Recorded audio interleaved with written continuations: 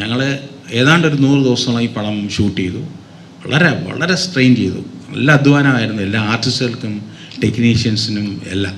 അത് പടം കാണുമ്പോൾ മനസ്സിലാവും. അത്രയും അധ്വാനം വേണ്ടി വന്നു. ഒത്തിരി ഡിഫറെൻ്റ് ആയിട്ടുള്ള ലൊക്കേഷൻസ്, സെറ്റ്, കാര്യങ്ങൾ എല്ലാവരും. അതിൻ്റെ ഭാഗ്യത്തിന് നല്ല ആർട്ടിസ്റ്റുകൾ, നമ്മുടെ കൂടെ മാക്സിമം സഹകരിക്കുന്ന ആർട്ടിസ്റ്റുകൾ എല്ലാവരെയും കിട്ടി. അതുപോലെ നല്ല നല്ല ടെക്നീഷ്യൻസ്, കൂടെ നിന്ന് രാവും പകലും വർക്ക് ചെയ്യാൻ പറ്റിയ ടെക്നീഷ്യൻസ് എല്ലാം കിട്ടി. അതിൻ്റെ ഓരോ ഘടകങ്ങൾ എടുത്തെടുത്ത് പറയേണ്ടതാണ്. അത് കുറേ പറയാം. ഞാൻ സന്തോഷിൻ്റെ എൻ്റെ സ്ക്രിപ്റ്റ് റൈറ്റർ AK സന്തോഷ്, അദ്ദേഹത്തിൻ്റെ കൊടുക്കാം. അദ്ദേഹം ബാക്കി പറഞ്ഞിട്ട് ബാക്കി കാര്യങ്ങളിലേക്ക് വരാം. ഞാൻ AK സന്തോഷ്, ഇതിൻ്റെ തിരക്കഥാകൃത്താണ്.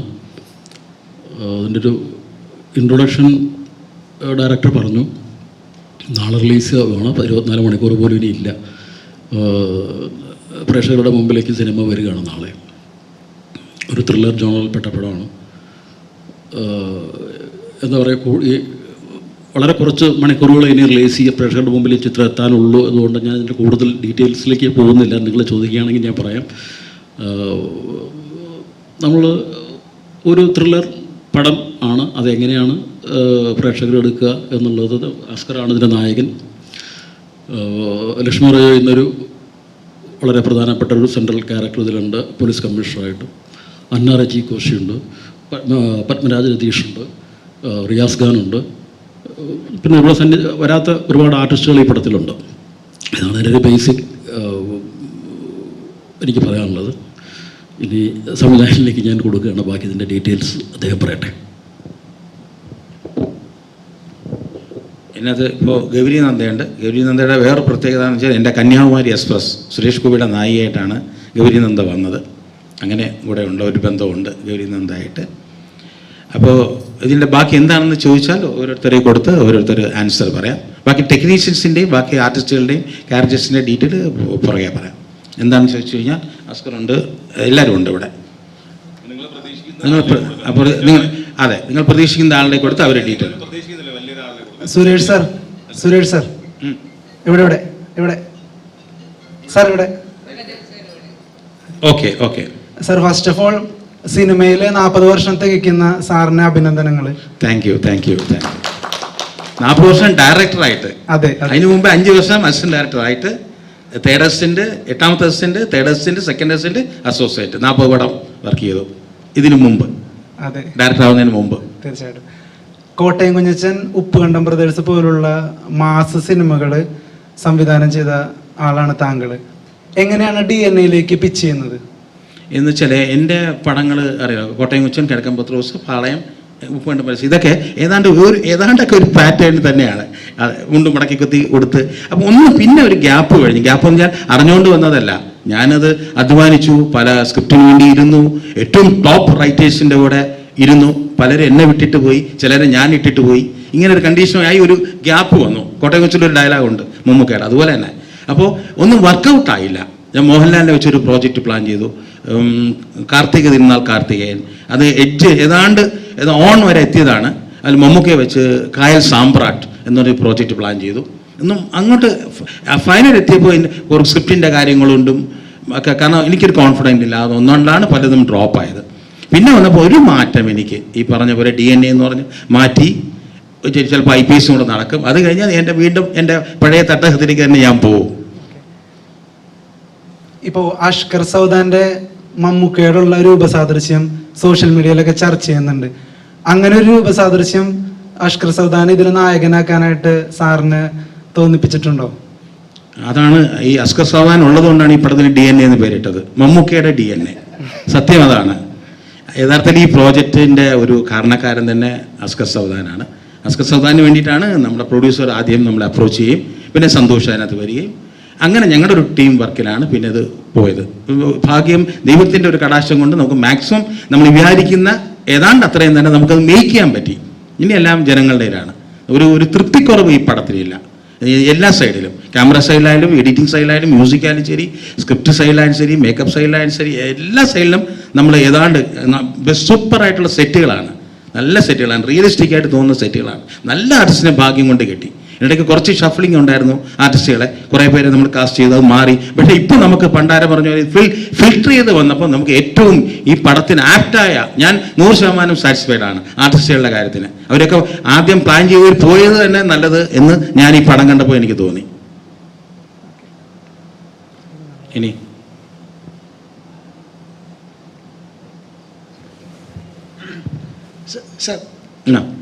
ആരോടാണ്? എന്നോട്. ഇപ്പൊ ഈ സാറിന്റെ ലാസ്റ്റ് സിനിമ വരുന്നത് ഏകദേശം ഒരു 10 വർഷങ്ങൾക്ക് മുമ്പാണ്. അപ്പൊ ഈ ഒരു കാലയളവിൽ സിനിമയുടെ ഡൈനാമിക്സ് ഭയങ്കരമായിട്ട് മാറിയിട്ടുണ്ട്. ഈ പ്രേക്ഷകർ കുറെ സിനിമകൾ കാണാൻ തുടങ്ങി. ഇപ്പൊ സാറിന്റെ സിനിമകൾ സ്റ്റിൽ ഈ യൂട്യൂബിലൊക്കെ ഭയങ്കര അധികം ട്രെൻഡായി നിൽക്കുമ്പോഴാണ് സാർ അത്ര വലിയ ഇടവേള എടുക്കുന്നത്. സാറിന് എപ്പോഴെങ്കിലും ഫീൽ ചെയ്തു ഈ ഒരു ഇടവേള വീണ്ടും ഷൂട്ട് ചെയ്തപ്പോൾ? അങ്ങനെ ഇടവേള സമയത്ത് ഞാൻ കുറേ കാര്യങ്ങൾ ചെയ്തു. ഒന്ന്, കുറേ പടങ്ങൾ കണ്ടു. പിന്നെ പഴയ സ്ക്രിപ്റ്റുകൾക്ക് വേണ്ടി കുറേ ഇരുന്നു.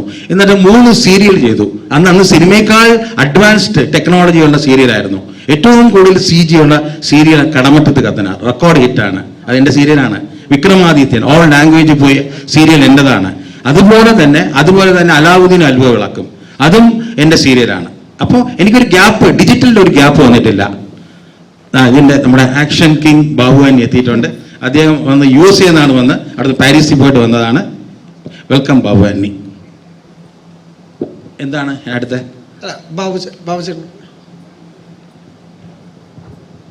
എല്ലാവർക്കും നമസ്കാരം. ആദ്യമായിട്ടൊരു സോറി പറയുന്നു, കുറച്ച് ലേറ്റായിട്ട് എത്തി. ഞാൻ ഉച്ചയ്ക്കാണ് USA ഇവിടെ എത്തിയത്. ഞാൻ നടന്ന് പുറപ്പെട്ടു. അപ്പം ഞാനും സുരേഷ് ബാബുവായിട്ടുള്ള ഒരു ഫ്രണ്ട്ഷിപ്പ് എന്ന് പറയുന്ന ഒരു 3 ഡെക്കേഡ്സിന് മുകളിലായ ഒരു ഫ്രണ്ട്ഷിപ്പാണ്. കോട്ടയം കുഞ്ഞച്ചൻ എന്ന് പറയുന്ന ഒരു സിനിമയുടെ തുടക്കത്തിലാണ് നമ്മുടെ ഫ്രണ്ട്ഷിപ്പ് തുടങ്ങുന്നത്. അപ്പോൾ എന്നോട് സുരേഷ് ഗോപിയാണ് നമ്മളെ പരിചയപ്പെടുത്തിയത്. ഓക്കെ. അപ്പോൾ ഇങ്ങനെ സുരേഷ് ബാബു എന്നോട് പറഞ്ഞു, ഇങ്ങനെ ഒരു പടം സാവധാനം വെച്ചിട്ട് ചെയ്യുന്നുണ്ട്, അപ്പോൾ അതിലൊരു വേഷം ചെയ്യണമെന്ന്. ഞാൻ സന്തോഷമായിട്ട് അത് സ്വീകരിച്ചു. അങ്ങനെയാണ് ഞാൻ ഈ പ്രോജക്റ്റിലേക്ക് വരുന്നത്. അപ്പോൾ സുരേഷ് ബാബു എന്ന് പറയുന്നത് നമുക്ക് പലപ്പോഴും പല ആൾക്കാരും ചിന്തിക്കാറുണ്ട്, പണ്ടത്തെ അല്ലെങ്കിൽ പണ്ട് മുതലുള്ള ഡയറക്ടേഴ്സ് ടെക്നിക്കലി ഒട്ടും അപ്ഡേറ്റഡ് അല്ല എന്നുള്ളൊരു ചിന്തയൊക്കെ വരുന്നുണ്ട്. പക്ഷേ നമ്മൾ കന്യാകുമാരി എക്സ്പ്രസ് എത്ര 15 കൊല്ലം 12 വർഷത്തോളം. അന്ന് ഞാൻ ഹെലികോപ്റ്ററിൽ ഇറങ്ങുന്ന ഒരു സീക്വൻസ് ഉണ്ട്. സത്യത്തിൽ ഞാൻ ഹെലികോപ്റ്റർ കണ്ടിട്ടേ ഇല്ല. ആകെപ്പാടെ അന്ന് ലൊക്കേഷൻ ഉണ്ടായിരുന്നത് ഒരു പ്രൊപ്പലർ പോലത്തെ ഒരു ഫാനാണ്. അന്നത്തെ ലിമിറ്റഡ് ആയിട്ടുള്ള ഗ്രാഫിക് ടെക്നിക്കുകൾ ഉപയോഗിച്ച്, അന്ന് ഒരു ബ്ലൂ മാറ്റോ അല്ലെങ്കിൽ ഗ്രീൻ മാറ്റോ ഒന്നുമില്ലായിരുന്നു. അന്ന് അത്ര അഡ്വാൻസ്ഡ് ആയിരുന്നു സുരേഷ് ബാബു. അന്ന് ആ സീക്വൻസ് ഷൂട്ട് ചെയ്ത് ഞാനത് കണ്ടപ്പോൾ തന്നെ അത്ഭുതപ്പെട്ടു പോയി. ഞാൻ ഹെലികോപ്റ്ററിൽ വന്ന് ഇറങ്ങി വന്ന് വണ്ടിയിൽ കയറി പോകുന്നൊരു സീക്വൻസാണ്. അപ്പം ഹെലികോപ്റ്റർ പ്രൊപ്പലറൊക്കെ കാണാം. ഞാൻ ബാബുവിനോട് ചോദിച്ചത് എങ്ങനെ ഒപ്പിച്ചെടുത്തെന്ന് ചോദിച്ചു. അപ്പോൾ അതുപോലെ ടെക്നിക്കലി അതുപോലെ അഡ്വാൻസ്ഡ് ആണ്, അപ്ഡേറ്റഡ് ആണ് നമ്മുടെ ഒരുപാട് പണ്ട് മുതലുള്ള ഡയറക്ടേഴ്സും സിനിമാറ്റോഗ്രാഫേഴ്സും ഒക്കെ. അപ്പോൾ സന്തോഷമുണ്ട് ഇതിനകത്തൊരു കാമിയാണെങ്കിലും ചെയ്യാൻ സാധിച്ചതിൽ, നിങ്ങളോടെല്ലാവരും കൂടെ സഹകരിച്ച് വർക്ക് ചെയ്യാൻ സാധിച്ചതിൽ സന്തോഷമുണ്ട്. ഒരു ജെറ്റ് ലാഗ് ഉണ്ട്, അതാണ് ചെറിയൊരു കുഴച്ചിൽ വരുന്നത്. Thank you so much. ആരെ വേണ്ടേ? റിയാസ് ഖാൻ്റെ കൊടുക്കട്ടെ. അസ്കറിൻ്റെ അല്ലേ? റിയാസ് ഖാൻ്റെ കൊടുക്കാം. അവരെല്ലാം പ്രതീക്ഷിക്കുന്നത് അടിച്ച് കയറി പാടാം, അതിനുവേണ്ടി പ്രതീക്ഷിച്ചിരിക്കുകയാണ്. അദ്ദേഹത്തിന് കൊടുക്കാം. റിയാസ് ഖാൻ. ആദ്യം നമസ്കാരം. വന്നിരിക്കുന്ന എല്ലാ social media, all online, all promoters, all നമ്മളുടെ മീഡിയ ആൾക്കാർക്ക് വന്നതിന് താങ്ക് യു. ആൻഡ് നിങ്ങളിത് വലിയൊരു ലെവലിലേക്ക് നിങ്ങളിത് എത്തിച്ചേർക്കണമെന്നാണ് എൻ്റെ പ്രാർത്ഥന. പറഞ്ഞു റിയാസ് ഖാൻ, എന്താണ്? റിയാസ് ഖാൻ അടിച്ചു കയറി വാ ഓക്കെ, ഭയങ്കര വൈറലാണ്. ഓക്കെ. അടിച്ചു കയറി വായ്ക്ക് മുമ്പുള്ള റിയാസ് ഖാനും ഓക്കെ അടിച്ചു കയറി വായ്ക്ക് ശേഷമുള്ള റിയാസ് ഖാനും എങ്ങനെ വ്യത്യാസപ്പെട്ടിരിക്കുന്നു? ഒരു വ്യത്യാസമില്ല. ആരാധകര്, ഉറങ്ങിക്കിടക്കുന്ന ആരാധകര് പുറത്തൊന്നും തോന്നുന്നുണ്ടോ? അങ്ങനെയൊന്നുമില്ല. എല്ലാവർക്കും എപ്പോഴും ഇഷ്ടമായിരുന്നു, ഇപ്പോൾ കൂടുതൽ ഇഷ്ടം. ഓക്കെ, അത്രേ ഉള്ളൂ. വേറെ ഒരു വ്യത്യാസമൊന്നുമില്ല. എപ്പോഴും കേരളത്തിൽ കുറേ ഫാൻ ബേസ് ഉണ്ടായിരുന്നു എനിക്ക്. എല്ലാവരും 2 കൈ കൊണ്ട് സ്വീകരിക്കുന്നതാണ്. അതിപ്പോഴും അതേപോലെ തന്നെ. അതിലടിച്ച് കയറുക ഒരു എക്സ്ട്രാ ബൂസ്റ്റ്, അത്രേ ഉള്ളൂ. ഒരു ബൂസ്റ്റ്, ഒരു പുഷ്, ബാക്കിൽ നിന്ന് ചെറിയ പുഷ്. അത് ഭയങ്കര സന്തോഷമേ ഉള്ളൂ. ആദ്യം ഈ DNA ഒരു ദിവസം ഒരു ലേറ്റ് ഈവനിങ് എനിക്ക് വിളി വരുന്നത് ത്രൂ ഡിക്സൺ സന്തോഷ് ഏട്ടൻ്റെ വിളിയാണ് വരുന്നത്. ഞാനും സന്തോഷ് ഏട്ടനും തമ്മിൽ വി ആർ ലൈക്ക് ഫ്രണ്ട്സ്. നമ്മൾ കുറേ കാര്യങ്ങൾ ഞങ്ങൾ ഷെയർ ചെയ്യുന്നതാണ്. അങ്ങനെ സന്തോഷ് ഏട്ടൻ വിളിച്ചു. സന്തോഷ് ഏട്ടൻ ഒരു കാര്യമുണ്ട്, എല്ലാം ഫുള്ളായിട്ട് പറയില്ല, ഒരു സസ്പെൻസിൽ കൊണ്ട് നിർത്തും. പറഞ്ഞിട്ട് നിർത്തും. അപ്പോൾ ഇനിയും കൂടി എന്താ അത് കഴിഞ്ഞ് സന്തോഷ് ഏട്ടാ അത് കഴിഞ്ഞ് പറയും. അപ്പോൾ അത് കഴിഞ്ഞിട്ട് പറയാ ഇപ്പം ഇത്രേ ഉള്ളൂ എന്ന് പറയും. ഭയങ്കര സസ്പെൻസാണ് എല്ലാത്തിലും. അപ്പോൾ പിന്നെ ഞാൻ ചോദിക്കുന്നത്, സാർ ഇങ്ങനെയാണ് തുടങ്ങിയത്. എനിക്ക് ബെൻസി പ്രൊഡക്ഷൻസ് ആണോ സാറാണോ ഡയറക്ഷൻ ചെയ്യുന്നത് എനിക്കൊന്നും അറിയില്ല. ദെൻ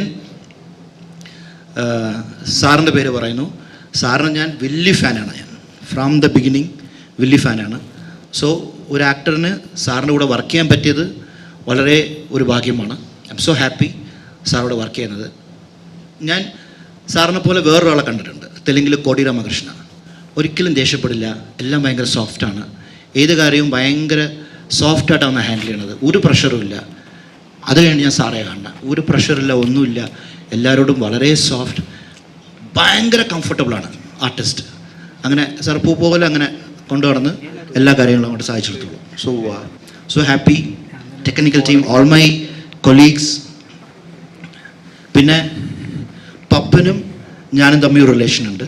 റിലേഷൻ മീൻസ് എൻ്റെ ഫാദറും പുള്ളിയുടെ ഫാദറും തമ്മിൽ ക്ലോസ് ഫ്രണ്ട്സാണ്. സോ എപ്പോഴും ഞാൻ പപ്പനെ കാണുമ്പോൾ ഞങ്ങളുടെ ഫാദറിൻ്റെ ഓർമ്മ വരും എപ്പോഴും. So we use to talk. So അതൊന്ന്. പിന്നെ അഷ്കറിന് all the best, grand success ആട്ടെ ഈ പടം. So that's it. വേറെ എന്തൊക്കെയാണ്? എനിക്ക് ബാബു ചേട്ടനോട് ഒരു ചോദ്യം ചോദിക്കാനുണ്ട്.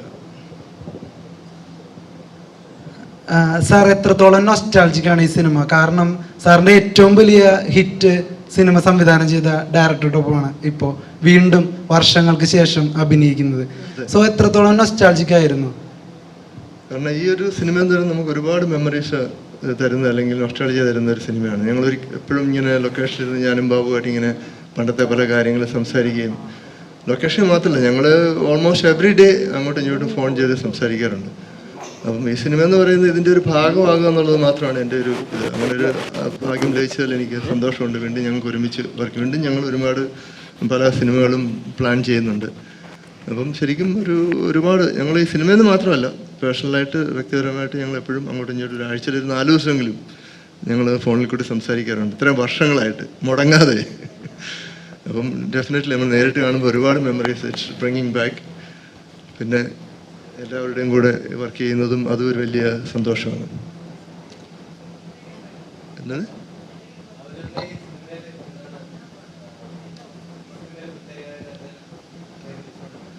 ശരിക്കും ഒരു കാമ്യമാണ്.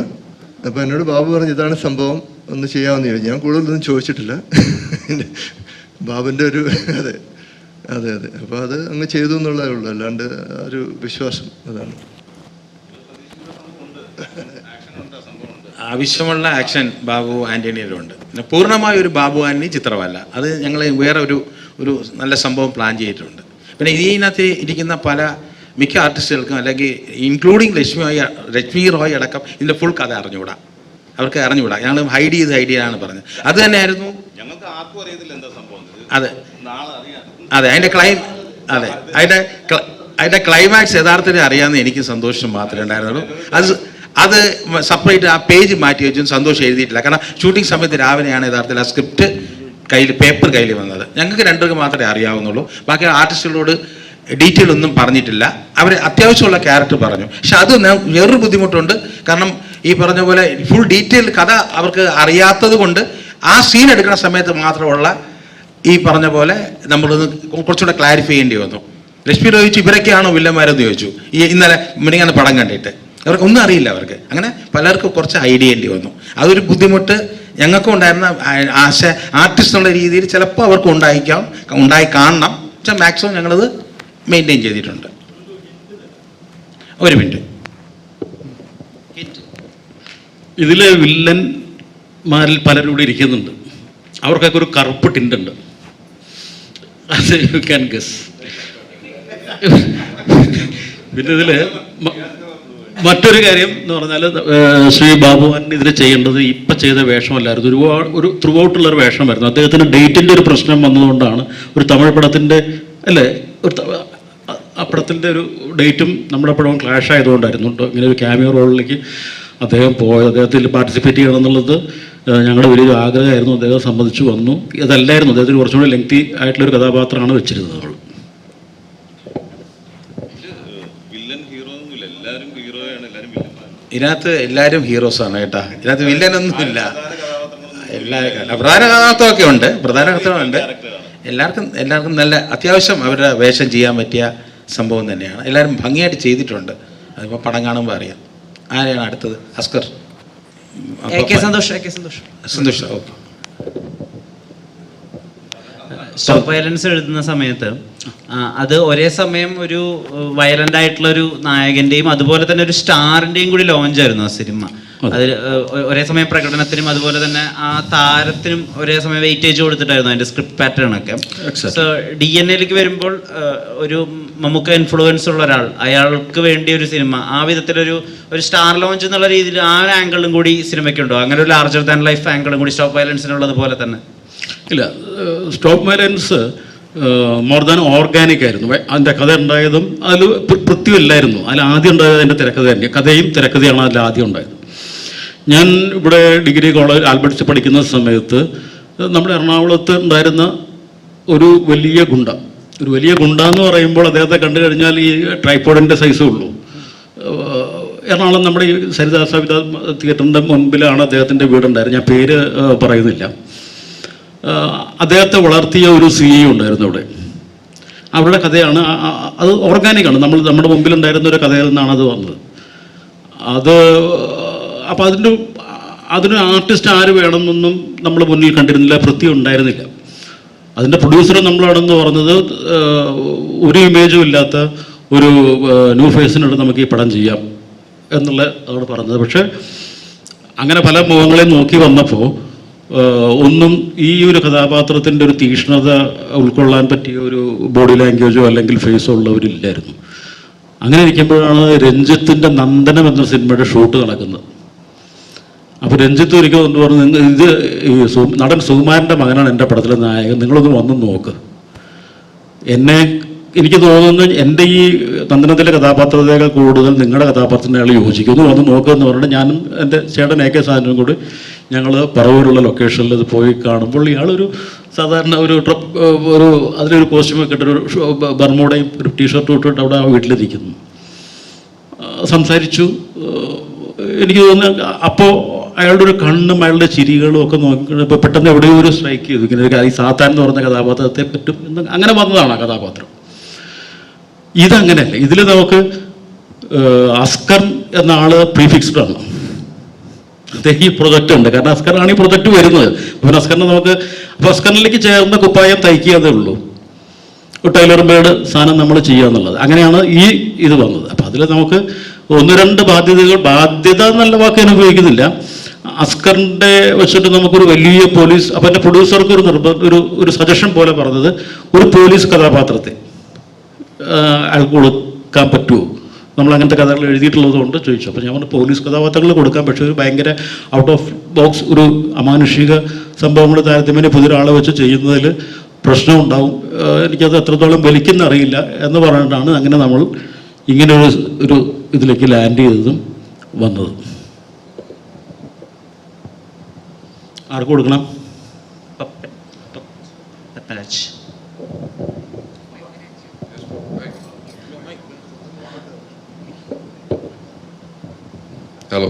ഹലോ.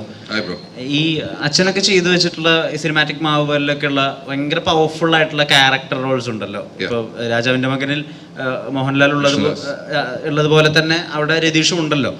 അപ്പം അങ്ങനത്തെ ഒരു കൈൻഡ് ഓഫ് ക്യാരക്ടർ പലപ്പോഴും നായകനേക്കാൾ മുകളിലാണോ ഇയാളെന്നൊക്കെ തോന്നുന്നത് പോലത്തെ ആ അച്ഛനിൽ നിന്ന് അങ്ങനത്തെ ഇൻസ്പിറേഷൻസ് ഒക്കെ എടുത്തിട്ടാണോ പലപ്പോഴും ഒരു ക്യാരക്ടറിനെ സമീപിക്കുന്നതോ അല്ലെങ്കിൽ ഈ ക്യാരക്ടർ എനിക്ക് ഇങ്ങനെ വേണമെന്നൊക്കെ ആഗ്രഹിക്കുന്നതോ? ഫസ്റ്റ് ഓഫ് ഓൾ ഇവിടെ ഇരിക്കുന്ന എല്ലാ മീഡിയ ഫ്രണ്ട്സിനും നമസ്കാരം. ഞാൻ ശരിക്കും മൂവി അച്ഛനെ ആദ്യമായിട്ട് ആസ് എൻ ആക്ടർ ഞാൻ കാണുന്നത് കമ്മീഷണർ എന്ന മൂവിയിൽ. I was only 4 years old then. അപ്പോൾ അതിൽ ഞാൻ കാണുമ്പോൾ ഫസ്റ്റായിട്ട് വില്ലൻ എന്നുള്ളൊരു ക്യാരക്ടറിൽ അച്ഛനെ കാണുന്നത്. So that inspired me to become a villain. എനിക്ക് മൂവീസിൽ വരുമ്പോൾ വില്ലൻ റോൾസ് ചെയ്യണം എന്നുള്ള ആഗ്രഹത്തിലാണ് ഞാൻ തുടങ്ങിയത്. Just 10 years back 2014. പിന്നെ അച്ഛൻ്റെ കുറേ പടങ്ങൾ ഞാൻ പിന്നെ കാണാൻ തുടങ്ങിയതും ആൻഡ് ആസ് എൻ ആക്ടർ എനിക്കൊരു മെച്യൂരിറ്റി വരാൻ തുടങ്ങിയത് not only villain, I want to do all character roles and probably hero and all that. So obviously അച്ഛൻ്റെ വില്ലൻ റോളാണ് എന്നെ കൂടുതലും ഇൻസ്പയർ ചെയ്തത്. യാ, ഈ അഷ്കറിൽ ഈ പറഞ്ഞ മമ്മൂക്കയുടെ ശബ്ദമുണ്ട് അല്ലെങ്കിൽ രൂപസാദൃശ്യം ഉണ്ടെന്നൊക്കെ ആളുകൾ പറയുന്നുണ്ടല്ലോ. അപ്പൊ മമ്മൂക്കയുമായി അഭിനയിച്ചിട്ടുണ്ടല്ലോ അച്ഛാദിനിലും മറ്റേ സിനിമകളിൽ ഉൾപ്പെടെ, ഫയർമാനിൽ ഉൾപ്പെടെ. എന്തെങ്കിലും വിധത്തിലെ ഒരു ക്യാരക്ടറിനെ സമീപിക്കുന്ന വിധത്തിലോ അല്ലെങ്കിൽ ജസ്റ്റേഴ്സിലോ ഒക്കെ അങ്ങനെ ഫീൽ ചെയ്തിട്ടുണ്ടോ? അഷ്കറാണ് എന്നെ അഷ്കറിനെ ഫീൽ ചെയ്തിട്ടുണ്ടോ? ഒബ്വിയസ്ലി ഞാൻ എനിക്ക് മാത്രമല്ലല്ലോ എല്ലാവർക്കും ഫീൽ ചെയ്തിട്ടുള്ള കാര്യം അത്. എനിക്ക് കൂടുതലും അഷ്കറായിട്ടിൻ്റെ his voice resembles a lot മമ്മൂക്കയുടെ voice. And very happy to be part of this movie. DNA ഈ പടം ഡിസ്കഷൻ തുടങ്ങുമ്പോൾ തന്നെ ഒരു ഷൂട്ട് തുടങ്ങുന്നതിന് ഒരു 1 year മുമ്പ് തൊട്ട് തന്നെ ഞാനും സുരേഷ് ബാബു സാറും തമ്മിൽ ടച്ചിലുണ്ട്. So he call me for this movie. ഈ പടത്തിൽ ഞാൻ ഇതുവരെ കുറേ പോലീസ് ക്യാരക്ടേഴ്സ് ചെയ്തിട്ടുണ്ട്, കുറേ മൂവീസിൽ close to 7 or 8 police characters ചെയ്തിട്ടുണ്ട്. പക്ഷേ this is a very bold and throughout പടത്തിൽ ത്രൂ ഔട്ട് ഉള്ള ഒരു പോലീസ് ക്യാരക്ടറാണിത്. And very happy to be a part of this movie. Thank U.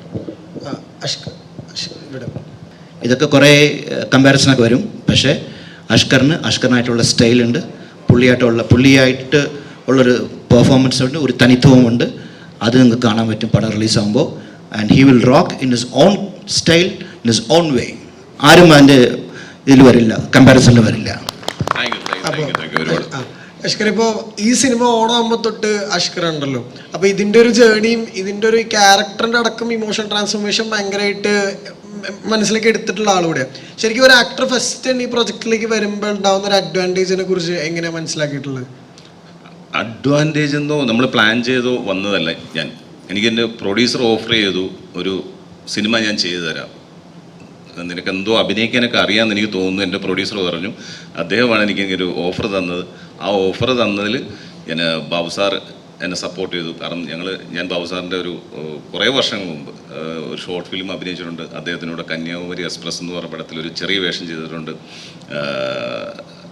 അങ്ങനെ ഗൗരിനന്ദ ഞങ്ങളൊരു ഫാമിലിയാണ്. കാരണം ഞാൻ എൻ്റെ ചേട്ടനോ അച്ഛനോ എൻ്റെ എല്ലാം ആണ്. കാരണം ഞാൻ ഈ പ്രൊഡ്യൂസറുടെ അടുത്ത് നിന്ന് ഇദ്ദേഹത്തെ കാണാൻ പോയത്, ഞാൻ ട്രിവാൻഡ്രത്ത് അദ്ദേഹത്തെ കാണാൻ പോയി. അദ്ദേഹത്തോട് ഞാൻ ചോദിച്ചു, സാറേ എനിക്കൊരു സ്ക്രിപ്റ്റ് വേണം, ഒരു പോലീസ് സ്റ്റോറിയാണ്. അപ്പോൾ പറഞ്ഞ് മുന്നേ അതെന്താണ്, നമുക്ക് സ്ക്രിപ്റ്റ് റെഡിയാക്കാം, നമുക്ക് സ്ക്രിപ്റ്റ് റെഡിയാക്കും, ഒരു പണി ചെയ്താലോ, നല്ല പ്രൊഡ്യൂസറാണോ, എന്താ സെറ്റപ്പ്, നിൻ്റെ അങ്ങ് നായകനാക്കിയതെന്ന് ചോദിച്ചു. അപ്പോഴേ എൻ്റെ കിളിയൊക്കെ പോയി, എന്നെ നായകനാകുന്നു. ഇത്രയും വലിയൊരു ഡയറക്ടർ നമ്മൾ ഇത്ര സ്വപ്നം കണ്ട. കാരണം കോട്ടയം കുഞ്ഞച്ചൻ സിനിമ ഞാൻ വീട്ടിൽ നിന്ന് രഹസ്യമായിട്ട് കണ്ടു പോയതിൻ്റെ അടിയും പഴക്കമൊക്കെ എനിക്ക് പറയാം. അന്ന് എനിക്ക് അറിയത്തില്ലല്ലോ ഇദ്ദേഹം, അന്ന് ആ ഒരു സമയത്ത് ടി. സുരേഷ് ബാബു സാറാണോ അങ്ങനെ അറിയാവുന്നൊരു പക്വതയില്ലായിരുന്ന സമയത്ത് പോയി അടിമേടിച്ചാണ്. ആ ഒരു ഡയറക്ടറുടെ പടത്തിൽ ഞാൻ അഭിനയിക്കുന്നു. അതുപോലെ ഉപ്പുകണ്ട ബ്രദേഴ്സ്, കൂടിക്കാഴ്ച എന്നൊക്കെ പറഞ്ഞ സിനിമയിൽ വലിയ ഹീറോ ആയ ബാബു ആൻ്റണി സാറുണ്ട്. അതുപോലെ ഞാൻ ഫസ്റ്റ് റിയാസ് ഖാനെ കണ്ടപ്പോൾ ഞാൻ പറഞ്ഞത്, റിയാസ് ഖാൻ ജലോത്സവത്തിന് ഞാൻ പറഞ്ഞിരുന്നു, ഫസ്റ്റ് കണ്ടപ്പോൾ പറഞ്ഞു അടിച്ച് കയറി വാടാ, എനിക്ക് ഭയങ്കര ഇഷ്ടം. ഞാനന്ന് പറഞ്ഞിരുന്നു, നുണ പറയല്ലോ കേട്ടോ. ഞാൻ ഫസ്റ്റ് റിയാസ് ഖാനെ കണ്ടപ്പോൾ പറഞ്ഞ്, റിയാസ് ഖാൻ ഞാൻ നിങ്ങളുടെ ഭയങ്കര ആരാധന, എനിക്ക് ഭയങ്കര ഇഷ്ടമാണ് കേട്ടോ. പിന്നെ മറ്റേ സംഭവം ബാലേട്ട അങ്ങനെ. അപ്പോൾ ഇവരെ ഇത്രയും സീനിയർ ആൾക്കാരുടെ കൂടെ അവരുടെ കൂടെ നമുക്ക് വർക്ക് ചെയ്യാൻ പറ്റുമല്ലോ, അത് ദൈവത്തിൻ്റെ ഒരു വലിയൊരു അനുഗ്രഹമാണ്. അതുപോലെ AK സന്തോഷ് സാറിനെ പോലെ ഇവരും വലിയൊരു സ്ക്രിപ്റ്റ് റൈറ്റർ, അദ്ദേഹത്തിൻ്റെ കൂടെ വർക്ക് ചെയ്യാൻ പറ്റി. അതുപോലെ നമ്മുടെ നായിക ഹന്ന റജി കോശി, കൂമലിലൊക്കെ അടിച്ചു പൊളിച്ച് വലിയ നായിക. പിന്നെ അതുപോലെ പപ്പൻ എന്നല്ല, പപ്പനെ ഞാൻ ചെറുപ്പത്തിലേ കണ്ടിട്ടുണ്ട്. അപ്പം എനിക്ക് വലിയ പ്രായമുണ്ടെന്ന് പറയരുത്. കാരണം പപ്പൻ അവർ 4 മക്കളാണ്. ഞങ്ങൾ ട്രിവാൻഡ്രത്ത് വെച്ച് ഇവരെ കുഞ്ഞിലെ ഞാൻ കണ്ടിട്ടുണ്ട്. എങ്ങനെയാണെന്ന് അറിയാം, രതീഷ് ചേട്ടൻ്റെ കൂടെ ഞാനൊരു സീരിയൽ അഭിനയിച്ചിട്ടുണ്ട്, വേനൽമഴ എന്ന് പറഞ്ഞ സീരിയൽ. അപ്പോൾ രതീഷ് ചേട്ടൻ വേനൽമഴ, അപ്പം രതീഷ് ചേട്ടൻ്റെ കൂടെ എനിക്ക് അഭിനയിക്കാൻ പറ്റിയിട്ടുണ്ട് സീരിയലിൽ. അപ്പോൾ അദ്ദേഹത്തിൻ്റെ കൂടെ അഭിനയിക്കും. ഞങ്ങൾ ഒരു വർഷം ഞാൻ രതീഷിൻ്റെ ഒരു വീട്ടിലാണ് ഞങ്ങൾ താമസിച്ചത്. എപ്പോഴും വന്ന് എൻ്റെ അടുത്ത് വന്ന് നിൽക്കും, ഞാൻ ഉറങ്ങുമ്പോഴൊക്കെ വന്ന് നിൽക്കും, രതീഷേട്ടൻ വന്ന് നിൽക്കും, എടാ നീ ഉറങ്ങണം, എഴുന്നേറ്റാ, നിൻ്റെ ഉറക്കം കാണാൻ നല്ല രസമുണ്ടെന്ന് പറയുന്നത് അദ്ദേഹത്തിൻ്റെ മോൻ്റെ കൂടെ വർക്ക് ചെയ്യാൻ പറ്റി. കാരണം ഇവരൊക്കെ ഞങ്ങളെല്ലാവരും ഒരു ഫാമിലിയാണ്. കാരണം ഒരുപാട് കഥകളുണ്ട് നമുക്ക് പറയാൻ. പിന്നെ ഇതെല്ലാം ഒത്തു വന്നത് നമ്മുടെ പ്രൊഡ്യൂസർ KV അബ്ദുൽ നാസർ സാറാണ്. അദ്ദേഹത്തിന് ഒരുപാട് നന്ദി പറയുന്നുണ്ട്. പിന്നെ നാളെ പടം റിലീസാണ്, അതിൻ്റെ ഒരു നല്ല ടെൻഷനിലാണ്. അല്ല, ഒരുപാടല്ലല്ലോ, 2 പടമാണല്ലോ ഒരുമിച്ച് കിട്ടിയ. ഇപ്പൊ IPS കൂടെ വരുന്നുണ്ടല്ലോ. മോനെ ഒരു പടമല്ല, 3 പടം ഞാൻ ചെയ്തു കഴിഞ്ഞു. KV അബ്ദുൽ നാസർ സാറിന്റെ ബെൻസി പ്രൊഡക്ഷനിൽ ആ 2 പടത്തിൽ റിയാസിക്കാരോടെ ഫൈറ്റ് ചെയ്യാൻ പറ്റി. അടുത്ത പടം വരുന്നുണ്ട്, ഞങ്ങൾ സസ്പെൻസ് ആയിട്ട് വെച്ചേക്കാണ്.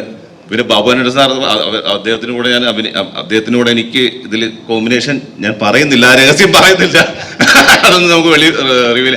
ഇനി അടുത്ത IPS KV Abdul Nasar sir ചെയ്യുന്നു, സാറ് ഡയറക്റ്റ് ചെയ്യുന്നു. അത് ഒരു സംഭവമാണ്, ഞങ്ങളൊന്നും വിടുന്നില്ല.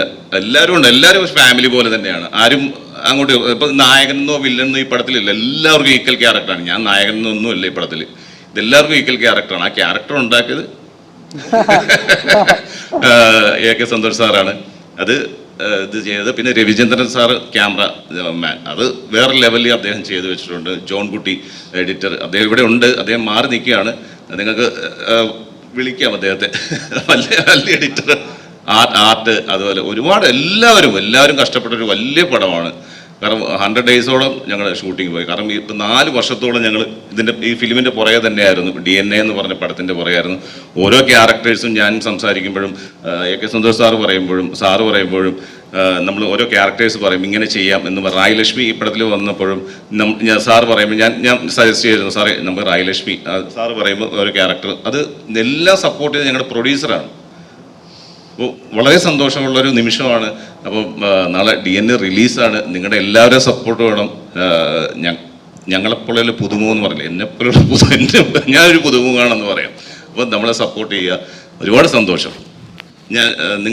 ഞാൻ ഹന്നയുടെയിലാണ് കൊടുക്കണ്ടേ? സാറിനെ കൊടുക്കും. വേറൊരു ഭാഗ്യം എനിക്ക് കിട്ടിയിട്ടുണ്ട്. മമ്മൂക്ക എൻ്റെ പടത്തിൽ അഭിനയിച്ചു. മമ്മൂക്കയുടെ സഹോദരൻ ഇബ്രാഹിം കുട്ടി എൻ്റെ പടത്തിൽ അഭിനയിച്ചു. അദ്ദേഹത്തിൻ്റെ അനിയൻ സക്രിയ, അദ്ദേഹം എൻ്റെ പടത്തിൽ അഭിനയിച്ചു. ഇത് അച്ചു അഭിനയിച്ചു. അപ്പോൾ അച്ചു വെച്ചാൽ അസ്കർ സൗദാൻ, അവർ 4 പേരും അഭിനയിച്ചു. വേറൊരു ഭാഗ്യം എനിക്ക് മുമ്പ് കിട്ടിയിട്ടുണ്ട്. നസീർ സാർ അഭിനയിച്ചു, ഷാനവാസ് അഭിനയിച്ചു, ഷാനവാസിൻ്റെ മകനും എൻ്റെ പടത്തിൽ അഭിനയിച്ചു. അതൊരു വലിയ ഭാഗ്യമല്ലേ? ഏതായാലും ഹന്നയുടെ ഞാൻ കൊടുക്കാം, ഹന്നയെ കൊടുക്കാം. ചോദ്യം നിർബന്ധിച്ച് ചോദിച്ചോളൂ. രണ്ടുപേരോട് ചോദിക്കാണ്ട്, ഗൗരി നന്ദയോടും ഹന്നയോടും ചോദിക്കാനുണ്ട്. ഈ സിനിമയില് ലേഡി ക്യാരക്ടേഴ്സിന്റെ ഇമ്പോർട്ടൻസിനെ കുറിച്ച് ഒന്ന് പറയാവോ? അത് മാത്രമല്ല, നിങ്ങൾ 2 പേരിൽ ഏതെങ്കിലും ഒരാളാണോ ഈ സിനിമയിലെ വില്ലത്തി? ഓക്കെ, അതായത് ഈ സിനിമയിൽ ഇപ്പൊ പോസ്റ്റർ കാണുമ്പോൾ അറിയാം, നമുക്ക് പോസ്റ്ററിൽ കുറെ കഥാപാത്രങ്ങളുണ്ട്. അല്ലാണ്ടും സിനിമയുടെ കാസ്റ്റ് നോക്കുവാണെങ്കിൽ അറിയാം, ഈച്ച് ആൻഡ് എവറി ക്യാരക്ടർ, അതായത് എല്ലാം നോൺ ആർട്ടിസ്റ്റുകളാണ് ചെയ്തിരിക്കുന്നത്. അതായത് ന്യൂബി ആയിട്ടുള്ള ഫ്രഷ് ഫേസസ് വളരെ കുറവാണ്. സുരേഷ് സാറിന് ഒത്തിരി കോണ്ടാക്ട്സ് ഉണ്ട്. അപ്പം ആരെ വിളിച്ചാലും they are all willing to act in his movie. കാരണം അത്ര ഫ്രണ്ട്ലി ഒരു ഡയറക്ടറാണ്. നമുക്ക് വീണ്ടും നമുക്ക് അഭിനയിക്കാൻ തോന്നും. അതുകൊണ്ട് തന്നെ സാറ് നേരത്തെ ചെയ്ത മൂവീസിലെ ആക്ടേഴ്സിനെ ഒരു സീനാണെങ്കിലും അല്ലെങ്കിൽ ഒരു ചെറിയൊരു 1 ഷോട്ടിനാണെങ്കിലും വിളിച്ചാൽ പോലും എല്ലാവരും ഹാപ്പി ആയിട്ട് ഈ മൂവിയിൽ വരും. സോ ഇപ്പൊ ഈ ചോദ്യം ഞാനാണോ, ഗൗരിയാണോ, അഷ്കറാണോ, റിയാസ് ഖാനാണോ, അല്ലെങ്കിൽ ബാബു സാറാണോ, ആരാണെങ്കിലും I won't tell, no one can tell also. Because ഈ പ്രോജക്റ്റിന്റെ ട്രീറ്റ്മെന്റ് സുരേഷ് സാറും AK സാറും കൂടെ ട്രീറ്റ് ചെയ്തിരിക്കുന്ന രീതി, it's in a way that നമുക്ക് എല്ലാവരെയും സസ്പെക്റ്റ് ആയിട്ട് തോന്നും. ആദ്യം കാണുമ്പോൾ തോന്നും റായലക്ഷ്മിയാണ് സസ്പെക്ട് എന്ന്, പിന്നെ തോന്നും അഷ്കറാണ്, പിന്നെ റിയാസ് ഖാനാണ്, പിന്നെ ഞാനാന്ന് തോന്നും, ഗൗരിയാന്ന് തോന്നും, ബാബു സാറാന്ന് തോന്നും, പപ്പാന്ന് തോന്നും. എല്ലാരെയും നമുക്ക് സസ്പെക്റ്റ് ആയിട്ട് തോന്നും. ആരാണ്? അപ്പൊ നമ്മള് ആക്ച്വലി സുരേഷ്, അതെ, സാറാണ് മെയിൻ വില്ലൻ. ആക്ച്വലി ഷൂട്ടിംഗ് സെറ്റിൽ കോമഡി എന്ന് പറഞ്ഞാൽ ഞാൻ സാറിനോട് എന്നും ചെന്ന് ചോദിക്കും, സാർ സത്യം പറഞ്ഞാൽ ഞാൻ ആരോടും പറയത്തില്ല, എൻ്റെ അടുത്ത് പറ, ആരാണ്, ഞാനാണോ അല്ലെങ്കിൽ അഷ്കറാണോ അല്ലെങ്കിൽ റായജിയാണോ, ആരാണ് ഒന്ന് പറഞ്ഞാ. ഇപ്പൊ സാറ് വേറെ ആളുടെ പേര് പറഞ്ഞു തരും. അപ്പൊ ഞാൻ വിചാരിക്കും അതാണ്. കുറച്ച് കഴിയുമ്പോൾ എനിക്ക് മനസ്സിലാവും അതല്ല, പിന്നെ ആരാണ്. I mean it is A process. അവസാനം എനിക്കൊരു ഡൗട്ടായിരുന്നു, ഞാനാണോ അഷ്കറാണോ സാറ് തന്നെയാണോ, എല്ലാം ഡൗട്ടായിരുന്നു. സോ അങ്ങനെയാണ് ഇതിന്റെ ട്രീറ്റ്മെന്റ് പോയിരിക്കുന്നത്. So I am very happy because അങ്ങനൊരു പ്ലോട്ട് കൊണ്ടുപോയിരിക്കുന്നത് കൊണ്ട് ഓഡിയൻസിന് അത് എൻഗേജിങ് ആയിരിക്കും. അതാണ് ഈ പ്രോജക്റ്റിന്റെ ഒരു ഹുക്ക് എന്ന് പറയുന്നത്. സോ ലെറ്റ്സ് സീ, നാളെ റിലീസ് ആവാണ് അല്ല, എല്ലാവരും പോയി കണ്ടിട്ട് അഭിപ്രായം പറ. എന്നിട്ട് യു ഷുഡ് ടെൽ, ഞാനാണോ ഗൗരിയാണോ അഷ്കറാണോ AK സാറാണോ വില്ലെന്ന്, കേട്ടോ? എന്തോ ഓക്കെ, അത് ബാക്കി അഷ്കർ പറയും. നമ്മുടെ സിനിമ ഡീറ്റെയിൽസ് പറഞ്ഞോ. ഗൗരി നദിയാട്ടോ വില്ലൻ. അതുപോലെ നമ്മുടെ മ്യൂസിക് ചെയ്തിരിക്കുന്ന ഷഹസാറാണ്. അതുപോലെ നമ്മുടെ സുകന്യ മാഡം ആണ് ഇതിൽ ഒരു പാട്ടിൻ്റെ ലിറിക്സ് എഴുതിയിരിക്കുന്നത്. സുകന്യ അറിയാലോ, അവർ കളിക്കുന്നുണ്ട് സോങ്ങിൽ. വളരെ എല്ലാവരും നല്ല നല്ല ടെക്നീഷ്യന്മാരാണ്. ഞാൻ സാറിൻ്റെ കൊടുക്കാം. ഇതിനകത്ത് എഡിറ്റിംഗ് ഒരു വളരെ ഇമ്പോർട്ടൻറ്റ് തിങ് ആണ്. അത് പടം കാണുമ്പോൾ അറിയാം. കാരണം ഇതൊരു മൊത്തം എടുത്തിട്ട് വീണ്ടും ഒരു സിനിമ നമ്മൾ എഡിറ്റിങ്ങിൻ്റെ ഉണ്ടാക്കി ഈ പടം. അതുകൊണ്ട് ജോൺ കുട്ടി വളരെ വളരെ ഹാർഡ് വർക്ക് ചെയ്തു. അല്ല, re recording extraordinary re recording ആണ് പ്രകാശ് അലക്സ് അദ്ദേഹം ചെയ്തു. അനീഷ് പെരുമ്പിലാവ് പ്രാന്ത് പിടിച്ചു പുള്ളിക്ക് അത്രയും ഈ വർക്ക് ചെയ്തിട്ട്. കാരണം അത്രയും ബുദ്ധിമുട്ടി. അനിൽ മേടയിൽ എൻ്റെ ബ്രദർ പോലെയുള്ളതാണ് പുള്ളിയുടെ അസോസിയേറ്റ് ഡയറക്ടർ. ബാക്കി എല്ലാം നല്ല ടെക്നീഷ്യൻസാണ് വർക്ക് ചെയ്തത്. നാഗരാജൻ, കോസ്റ്റ്യൂമർ നാഗരാജൻ വർഷങ്ങളോളം, എനിക്ക് തോന്നുന്നത് എൻ്റെ ഒത്തിരി പടങ്ങൾ 10-30 വർഷമായിട്ടുള്ള ബന്ധവും കാര്യമുണ്ട്. അദ്ദേഹമാണ് കോസ്റ്റ്യൂമർ. എല്ലാം നല്ല ഹൈ ടെക്നീഷ്യൻസ് നമുക്ക് ഇതിനകത്ത് കിട്ടിയെന്നുള്ളൊരു ഭാഗ്യമാണ്. ഗൗരിയുടെ കൊടുക്കാം. ഗൗരി നന്ദ. ഹായ്, നമസ്കാരം എല്ലാവർക്കും. അയ്യപ്പനും കോശി എന്നുള്ള സിനിമയിലെ അഭിനയത്തിന് ബെസ്റ്റ് ക്യാരക്ടർ ആർട്ടിസ്റ്റിനുള്ള സ്റ്റേറ്റ് അവാർഡ് കിട്ടിയതാണ്. എനിക്ക് സ്റ്റേറ്റ് അവാർഡ് കിട്ടിയില്ല, ഫിലിം ഫെയറും സൈമയാണ് കിട്ടിയത്. സോറി, അതില് സ്റ്റേറ്റ് അവാർഡ് കിട്ടിയത് എനിക്ക് വോയിസ് ചെയ്ത കുട്ടിക്കാണ്, റിയയ്ക്ക്. പിന്നെ സിനിമയ്ക്ക് കിട്ടിയിരുന്നു. സിനിമയ്ക്ക് നാഷണൽ അവാർഡ് വരെ കിട്ടിയിരുന്നു. ഈ സിനിമയിലെ കഥാപാത്രത്തെ കുറിച്ചൊന്ന് പറയാമോ? ഇതിലെ ക്യാരക്ടർ ഒരു പോലീസ് ഓഫീസർ ക്യാരക്ടറാണ്. എനിക്ക് ഏറ്റവും കൂടുതൽ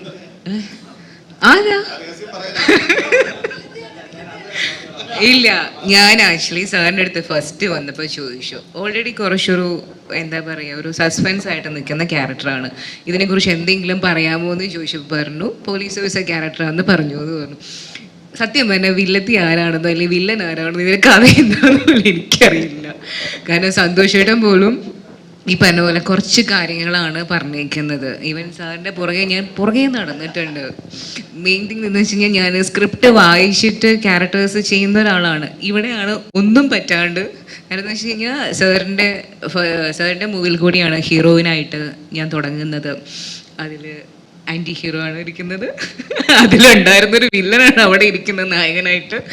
അപ്പോൾ ഈ പറഞ്ഞ പോലെ അതിൻ്റെ മൊത്തം അറിയായിരുന്നു, ഫുള്ള് വായിച്ചിട്ടാണ് എന്നെക്കൊണ്ട് ഫുൾ വായിപ്പിച്ച് ഒരു എത്ര പ്രാവശ്യം വേണമെങ്കിലും വായിച്ചോ എന്ന് പറഞ്ഞിട്ട് അഭിനയിച്ചതാണ്.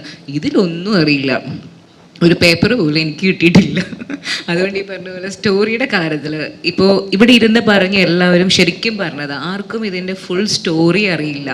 ഇവരുടെ ക്യാരക്ടേഴ്സ് എന്തൊക്കെ ചെയ്യുന്നു, കഥയിൽ എങ്ങനെ വരുന്നു എന്ന് പോലും എനിക്ക് തോന്നുന്നു മിക്ക ആൾക്കാർക്കും അറിയാൻ പറ്റില്ല. നാളെ തിയേറ്ററിൽ കാണുമ്പോഴായിരിക്കും നമ്മൾ ഇതൊക്കെയാണല്ലേ ചെയ്ത പോർഷൻസ് അറിയാം, പക്ഷെ എങ്ങനെ എവിടെയൊക്കെ വരുന്നു, എന്തൊക്കെ ഇവർ ചെയ്യുന്നു, കഥയിൽ എന്തൊക്കെയാണ് ഇവരുടെ പാട്ടെന്നുള്ളത് നാളെ അറിയാൻ പറ്റും. സുരേഷ് ബാബു സാർ ബാബു ആന്റണി സാർ പറഞ്ഞു, സാർ 2010 തന്നെ സിനിമ എടുക്കുമ്പോൾ വളരെ അപ്ഡേറ്റഡ് ആയിരുന്നു എന്നുള്ളത്. 1980 മുതൽ ഓരോ ദശാബ്ദത്തിലും സിനിമ ചെയ്തിട്ടുള്ള ആളാണ് സാറ്. മലയാള സിനിമയുടെ ഈ ഒരു ദശാബ്ദത്തെ സാർ എങ്ങനെയാണ് നോക്കിക്കാണുന്നത്? ഇപ്പോൾ വേറൊരു വെറൈറ്റി പോയിക്കൊണ്ടിരിക്കുകയാണ്. അതായത് ചെറിയ സംഭവങ്ങൾ എടുത്തിട്ടുള്ള കഥകളാണ് ഞാൻ ഇപ്പോൾ പല സിനിമകളും കാണും. എല്ലാ സിനിമകളും ഞാൻ കാണും, സകല സിനിമകളും കാണും, ഒന്നും വിടത്തില്ല, എല്ലാം കാണും. അപ്പോൾ എനിക്ക് അങ്ങനെ മാറ്റി. പിന്നെ എൻ്റെ ഒരു ട്രാക്ക് ഉണ്ടല്ലോ, മീൻസ് അതിൽ നിന്നുള്ള മാറ്റി. പിന്നെ മാക്സിമം ഈ പറഞ്ഞ ടെക്നിക്കൽ സൈഡ് അഡ്വാൻസ് ചെയ്തിട്ടുള്ള ചിത്രമാണിത്. ഈ ഒരു പാറ്റേൺ ഇഷ്ടപ്പെട്ടെങ്കിൽ തീർച്ചയായിട്ടും ഇതിലേക്ക് അല്ലെങ്കിൽ ഇതിനേക്കാൾ നന്നായിട്ട് ഇനി ചെയ്യാനായിട്ട് തോന്നും. ഇപ്പോൾ എല്ലാ പടങ്ങളും ഹിറ്റല്ലേ, മിക്ക പടങ്ങളും ഹിറ്റല്ലേ, എല്ലാം അതിൻ്റെ വെറൈറ്റി, ഓരോരുത്തരുടെ അവരെ ബുദ്ധിയിൽ ഉദിച്ച കാര്യങ്ങൾ നല്ലത്. എൻ്റെ ഒരു വേ ഓഫ് സ്റ്റൈല് വേറെയാണ്. അത് സക്സസ് ആകുവാണെങ്കിൽ തീർച്ചയായിട്ടും നമ്മൾ വീണ്ടും നമ്മളത് ചെയ്യാനായിട്ട് നിൽക്കും. സാർ, ഇപ്പോൾ നമുക്ക് ഗ്ലോബലി തന്നെ ആണെങ്കിലും ഈ ത്രില്ലർ സിനിമകൾക്ക് ഒരുപാട് ഓഡിയൻസ് ഉണ്ട് പൊതുവെ. ഇപ്പോൾ കേൾക്കുന്നുണ്ടല്ലോ അല്ലേ? ഉണ്ട്. അതെ, ആശിക സാർ, ഇപ്പോൾ ഈ തമിഴ് ഉൾപ്പെടെയുള്ള സിനിമകൾ നമുക്ക് രാക്ഷസൻ പോലെയും മലയാളത്തിൽ 5-ാം പാതിര പോലെയുള്ള സിനിമകൾ നമ്മൾ ഒരുപാട് വിസ്മയിപ്പിച്ച സിനിമകളാണ്. സോ അതിനപ്പുറത്തേക്ക് ഒരു ത്രില്ലർ സിനിമ നമ്മൾ എടുക്കുമ്പോൾ, ഇപ്പോൾ പ്രത്യേകിച്ച് സന്തോഷ് സാർ നമ്മുടെ ഒപ്പം ഉണ്ട്, ഈ ഒരു ത്രില്ലർ സിനിമകൾ എടുക്കുമ്പോൾ സാറിൻ്റെ എഴുത്ത് വഴികളിൽ ഇത്തരം സിനിമകൾ എപ്പോഴെങ്കിലും അല്ലെങ്കിൽ ഇതിനെ കവച്ചു വെക്കുന്ന രീതിയിലുള്ള ഒരു എഴുത്തിലേക്ക് പോയാൽ മാത്രമാണ് ഇനി നമ്മൾ ഫേസ് ചെയ്യാനിരിക്കുന്ന ഒരു നിരൂപക വൃന്ദം ഉണ്ടല്ലോ, സോ അതിനെ ട്രീറ്റ് ചെയ്യുകയും സീറ്റിംഗ് എഡ്ജ് ത്രില്ലറിലേക്ക് സിനിമയെ കൊണ്ടുവരാനും സാർ അത്തരം റെഫറൻസുകൾ എടുത്തിട്ടുണ്ടായിരുന്നു. ഞാൻ സന്തോഷാണോ പറയണ്ടേ, ഞാനാണോ പറയണ്ടേ? ആര് പറഞ്ഞാലും മതി, സന്തോഷിച്ച കൊടുക്കാം. ചെറിയ നിരൂപക വൃന്ദം, അതിൻ്റെ അർത്ഥം അല്ല സാറിന് എന്തായാലും അറിയായിരിക്കും. അതറിയാം, എനിക്ക് അവരെയാണ് ഭയവും, ഭയങ്കര ഭയം. ഞാനതാണ് ഇങ്ങനെ ഒന്നും മിണ്ടാതിരിക്കുന്നത്. കാരണം നമ്മൾ എന്തൊക്കെ അവകാശപ്പെട്ടാലും നമ്മൾ എന്തൊക്കെ കഷ്ടപ്പെട്ടാലും, ഇപ്പോൾ നമ്മുടെ കഷ്ടപ്പാടിൻ്റെയൊക്കെ എല്ലാം ഉണ്ട്, കഷ്ടപ്പാടൊക്കെ അതൊന്നും കാണികൾക്ക് അറിയേണ്ട കാര്യമില്ല, ശരിയല്ലേ? അവർ തിയേറ്ററിനകത്ത് കയറി അവർ ഏത് ജോണറിലെ സിനിമയാണ് കാണാൻ വന്നിരിക്കുന്നത്, ത്രില്ലറാണോ, ഫാമിലിയാണോ, ലവ് സ്റ്റോറിയാണോ, അതോ സെക്സ് മൂവിയാണോ, എന്താ വേണ്ട, വാട്ട് എവർ ഇറ്റ് ഈസ്, ആ സാധനം അവർക്ക് കൊടുത്ത കാശിന് മുതലായാൽ മാത്രമേ അവർ അംഗീകരിക്കുകയുള്ളൂ. അല്ലെങ്കിൽ ഇപ്പോൾ പഴയ പോലെ പണ്ട് നാനയിലേക്ക് ഒരു കത്ത് എഴുതി 2 ആഴ്ച കഴിഞ്ഞിട്ട് അത് പ്രസിദ്ധീകരിച്ച് വന്നല്ലോ. ഇപ്പം അങ്ങനെയല്ല, അപ്പം കിട്ടും ഇല്ലേ. അതൊരു എനിക്കതിൽ വിഷമമുണ്ട്, പക്ഷേ അത് അവരുടെ അവകാശമാണ്. അത് അവർ ചെയ്യുന്നു. അവർ കൊടുത്ത കാശിന് അവർ പ്രതീക്ഷിച്ച സാധനം കിട്ടിയില്ലെങ്കിൽ അവർ തെറി വിളിക്കും, നമ്മൾ എത്ര കഷ്ടപ്പെട്ടാലും ശരി. പിന്നെ ചോദിച്ചതിൽ നമ്മൾ റെഫറൻസ് എന്ന് പറഞ്ഞാൽ ഞാൻ പറഞ്ഞല്ലോ, എപ്പോഴും താങ്കൾ പറഞ്ഞ പോലെ ലോക സിനിമയിൽ അന്നും ഇന്നും എന്നും ഓഡിയൻസിലാണ് ഈ ജോണറിലെ സിനിമ, ഇത്രയും ക്രൈം ത്രില്ലർ അങ്ങനെയുള്ള സംഭവങ്ങൾ. അതിൽ നമ്മൾ തമ്മിൽ ഇന്നലെ സംസാരിച്ചിരുന്നോ? ഇല്ല, നമ്മൾ കണ്ടിട്ടുണ്ടായിരുന്നു, ഇന്റർവ്യൂ എടുത്തിട്ടുണ്ടായിരുന്നു. ഒരു ചോദ്യം ഞാൻ ഇന്നലെ ഉത്തരം പറഞ്ഞിരുന്നു. അപ്പോൾ ഇത് എന്നും ഈ മനുഷ്യനുണ്ടായ കാലം മുതൽ ആദോ അവയും കേനൻ്റെ ആബേൽ ഇവിടെ ക്രൈം നടന്നു, ബ്രദറെ വെട്ടിക്കൊന്ന് ക്രൈം നടന്നു. അപ്പോൾ ക്രൈമിൽ നിന്നാണ് ഈ ലോകം ഉണ്ടായിരിക്കുന്നത്. അപ്പോൾ ക്രൈം ആൻഡ് പണിഷ്മെൻറ്റ് എപ്പോഴും നമ്മൾ പറയുന്ന രീതി പോലെയാണ്. അതേ ഒന്നേ ഉള്ളൂ, ക്രൈം ആൻഡ് പണിഷ്മെൻറ്റ്. നമ്മൾ കൊല ചെയ്താലും റേപ്പ് ചെയ്താലും ഡെക്കോയിറ്റി നടത്തിയാലും ഒക്കെ നമുക്ക് പറയാനുള്ള മനുഷ്യനുള്ള കാലം മുതൽ അതുണ്ട്. അപ്പോൾ അതെങ്ങനെ പറയുന്നു എന്നുള്ളതാണ്. പക്ഷേ നമ്മൾ വ്യത്യസ്തതയ്ക്ക് വേണ്ടി ഒരുപാട് മാറ്റി. ഇപ്പോൾ നമ്മൾ സൈലൻസ് ഓഫ് ദ ലാമ്പ് എന്ന് പറഞ്ഞൊരു പടം നിങ്ങളെല്ലാവരും കണ്ട പടമായിരിക്കാം. അതെന്തുകൊണ്ട് ഇപ്പോഴും അതൊന്നും റീമേക്ക് ചെയ്യപ്പെടുന്നില്ല? അതിൻ്റെ കഥയെടുത്ത് ഒരു ഭാഷയിലും വരുന്നില്ല. വന്നിട്ടുണ്ടോ? ഇല്ല. ഉണ്ടോ? വന്നിട്ടില്ല. സൈക്കോപാത്തുകളുടെ കഥയിൽ ഒരു വൺ ഓഫ് ദ ബെസ്റ്റ് സിനിമയാണ് സൈലൻസ് ഓഫ് ദ ലാമ്പ്. അത് ഒരു റീജിയണൽ ലാംഗ്വേജുകളിലൊന്നും അങ്ങനത്തെ ഒരു സിനിമ വന്നിട്ടില്ല. അത് മാത്രമായിട്ട് സ്റ്റാമ്പ് ചെയ്ത് അതിൻ്റെ ഒരു സ്ഥാനത്ത് നിൽക്കുന്ന പടങ്ങളാണ്. ഡ്രാക്കുള, ബ്രാം സ്റ്റോക്കറിൻ്റെ, അതും പലരൊക്കെ ട്രൈ ചെയ്തിട്ടുണ്ടെങ്കിലും നമ്മൾ കണ്ടിരിക്കുന്നതിൻ്റെ അത്ര ഇല്ല. അപ്പോൾ ഈ തിരക്കഥയെക്കുറിച്ച് ഞാനിപ്പോൾ പറയാം, ബാക്കിയൊന്നിനെക്കുറിച്ച് ഞാൻ പറയുന്ന ആളല്ല. ഇതൊരു AK സന്തോഷ് എന്ന് പറഞ്ഞ പാവപ്പെട്ട തിരക്കഥാകൃത്ത് എഴുതിയ ഒരു ക്രൈം ത്രില്ലറാണ്. അത് നിങ്ങൾക്ക് എങ്ങനെയാണെന്നുള്ള നാളെ ഈ സമയത്ത് അറിയാൻ നിൽക്കണോ പോകണോ? എനിക്ക് അത്രയേ ഉള്ളൂ. ഒരു അവകാശവാദവും ഇല്ല അതിൽ. നമ്മൾ എന്തൊക്കെ ചെയ്താലും എത്ര ഭീകരമാണെന്ന് പറഞ്ഞാലും ആ ജനം 2 മണിക്കൂർ കൊണ്ട് വിധി എഴുതിയിട്ട് അവൻ തിയേറ്റർ വിട്ട് പോകും. പറ്റുമെങ്കിൽ അമ്മയ്ക്കും മുത്തിക്കും വിളിക്കുകയും ചെയ്യും. പണ്ടതില്ലായിരുന്നു, ഇപ്പം അതുണ്ട്. ആ ഒരു ഭയം എനിക്കുണ്ട്. ഇല്ലയെന്ന് ഞാൻ പറയുന്നില്ല, അത് എല്ലാവർക്കും ഉണ്ടാവുകയും വേണം. കാരണം അവർ നിസ്സാരരല്ല നിങ്ങൾ, ആ വിശ്വാസം എനിക്കുണ്ട്. പക്ഷെ അതുകൊണ്ട് നമുക്ക് മുന്നിൽ വരുന്നൊരു പടം ആ ഭയം കൊണ്ട് ചെയ്യാതിരിക്കാനും പറ്റില്ല, നമുക്കും ജീവിക്കണം. അപ്പോൾ അത് പിന്നെ എനിക്കിപ്പോൾ ഇവിടെ ഇരുന്നുകൊണ്ട് ഈ പ്രേക്ഷകരോടും നിങ്ങളോടും പറയാനുള്ളത്, തല്ലിക്കൊന്നുകളായിരുന്നു മാത്രമേ ഉള്ളൂ. കാരണം ഇതിനൊന്നും നമുക്കൊന്ന് മാറ്റം, അങ്ങനെ ചെയ്യുന്നു ഇങ്ങനെ ചെയ്യുന്നു നിയമപരമായ നിയമം കൊണ്ടൊന്നും ഈ റിവ്യൂസിനെയോ അല്ലെങ്കിൽ കമൻസിനെയോ ഒന്നും നമുക്ക് സ്റ്റോപ്പ് ചെയ്യാൻ പറ്റില്ലല്ലോ. ഇല്ല, ഒരിക്കലും പറ്റില്ല. കാരണം ഞാൻ പറയണത് എന്തെന്നറിയോ, ഈ സിനിമ പണ്ട് ഒരു മലയാള സിനിമ എന്ന് പറയുന്നത് നമുക്ക് വളരെ കുറവുണ്ടായിരുന്നു. ഇപ്പം അങ്ങനെയല്ല. മലയാള സിനിമയല്ല, തമിഴ്, തെലുങ്ക്, ഹിന്ദി, കന്നഡ, അതോ ഫോറിൻ ലാംഗ്വേജ്, ലാറ്റിൻ അമേരിക്കൻ സിനിമകൾ ചോയ്സ് എന്ന് പറഞ്ഞാൽ നമ്മുടെ മുമ്പിൽ ഇഷ്ടം പോലെയാണ്. അപ്പം അവരുടെ ഫെസിലിറ്റി ഒന്നും ഇല്ലാണ്ട് നമ്മൾ സിനിമ ഉണ്ടാകും. അപ്പോൾ ഇവർ കമ്പയർ ചെയ്യുന്ന എപ്പോഴും അത്ര സിനിമകളോടായിരിക്കാം. അവരെ കുറ്റം പറയല്ല, അവരുടെ യങ് ബ്രെയിനാണ്, യങ് മൈൻഡാണ്, അവർ റോബസ്റ്റാണ്. അപ്പോൾ അവരുടെ മുമ്പിൽ നമ്മൾ കൊണ്ടുവന്ന് വയ്ക്കും, നമ്മളാൽ കഴിയുന്നത് കൊണ്ടുവന്ന് വയ്ക്കുക, അവരെങ്ങനെ സ്വീകരിക്കുന്നുള്ള അവരെ പിന്നെ എന്താ ഒരു റിക്വസ്റ്റോ പ്രാർത്ഥനയോ ഒക്കെ ഉള്ളൂ, രക്ഷപ്പെടുത്തി തരണേന്ന്. അതേ ഉള്ളൂ, വേറെ ഒരു അവകാശവാദവും ഇല്ല എൻ്റെ സുഹൃത്തുക്കളെ. എന്നോടാ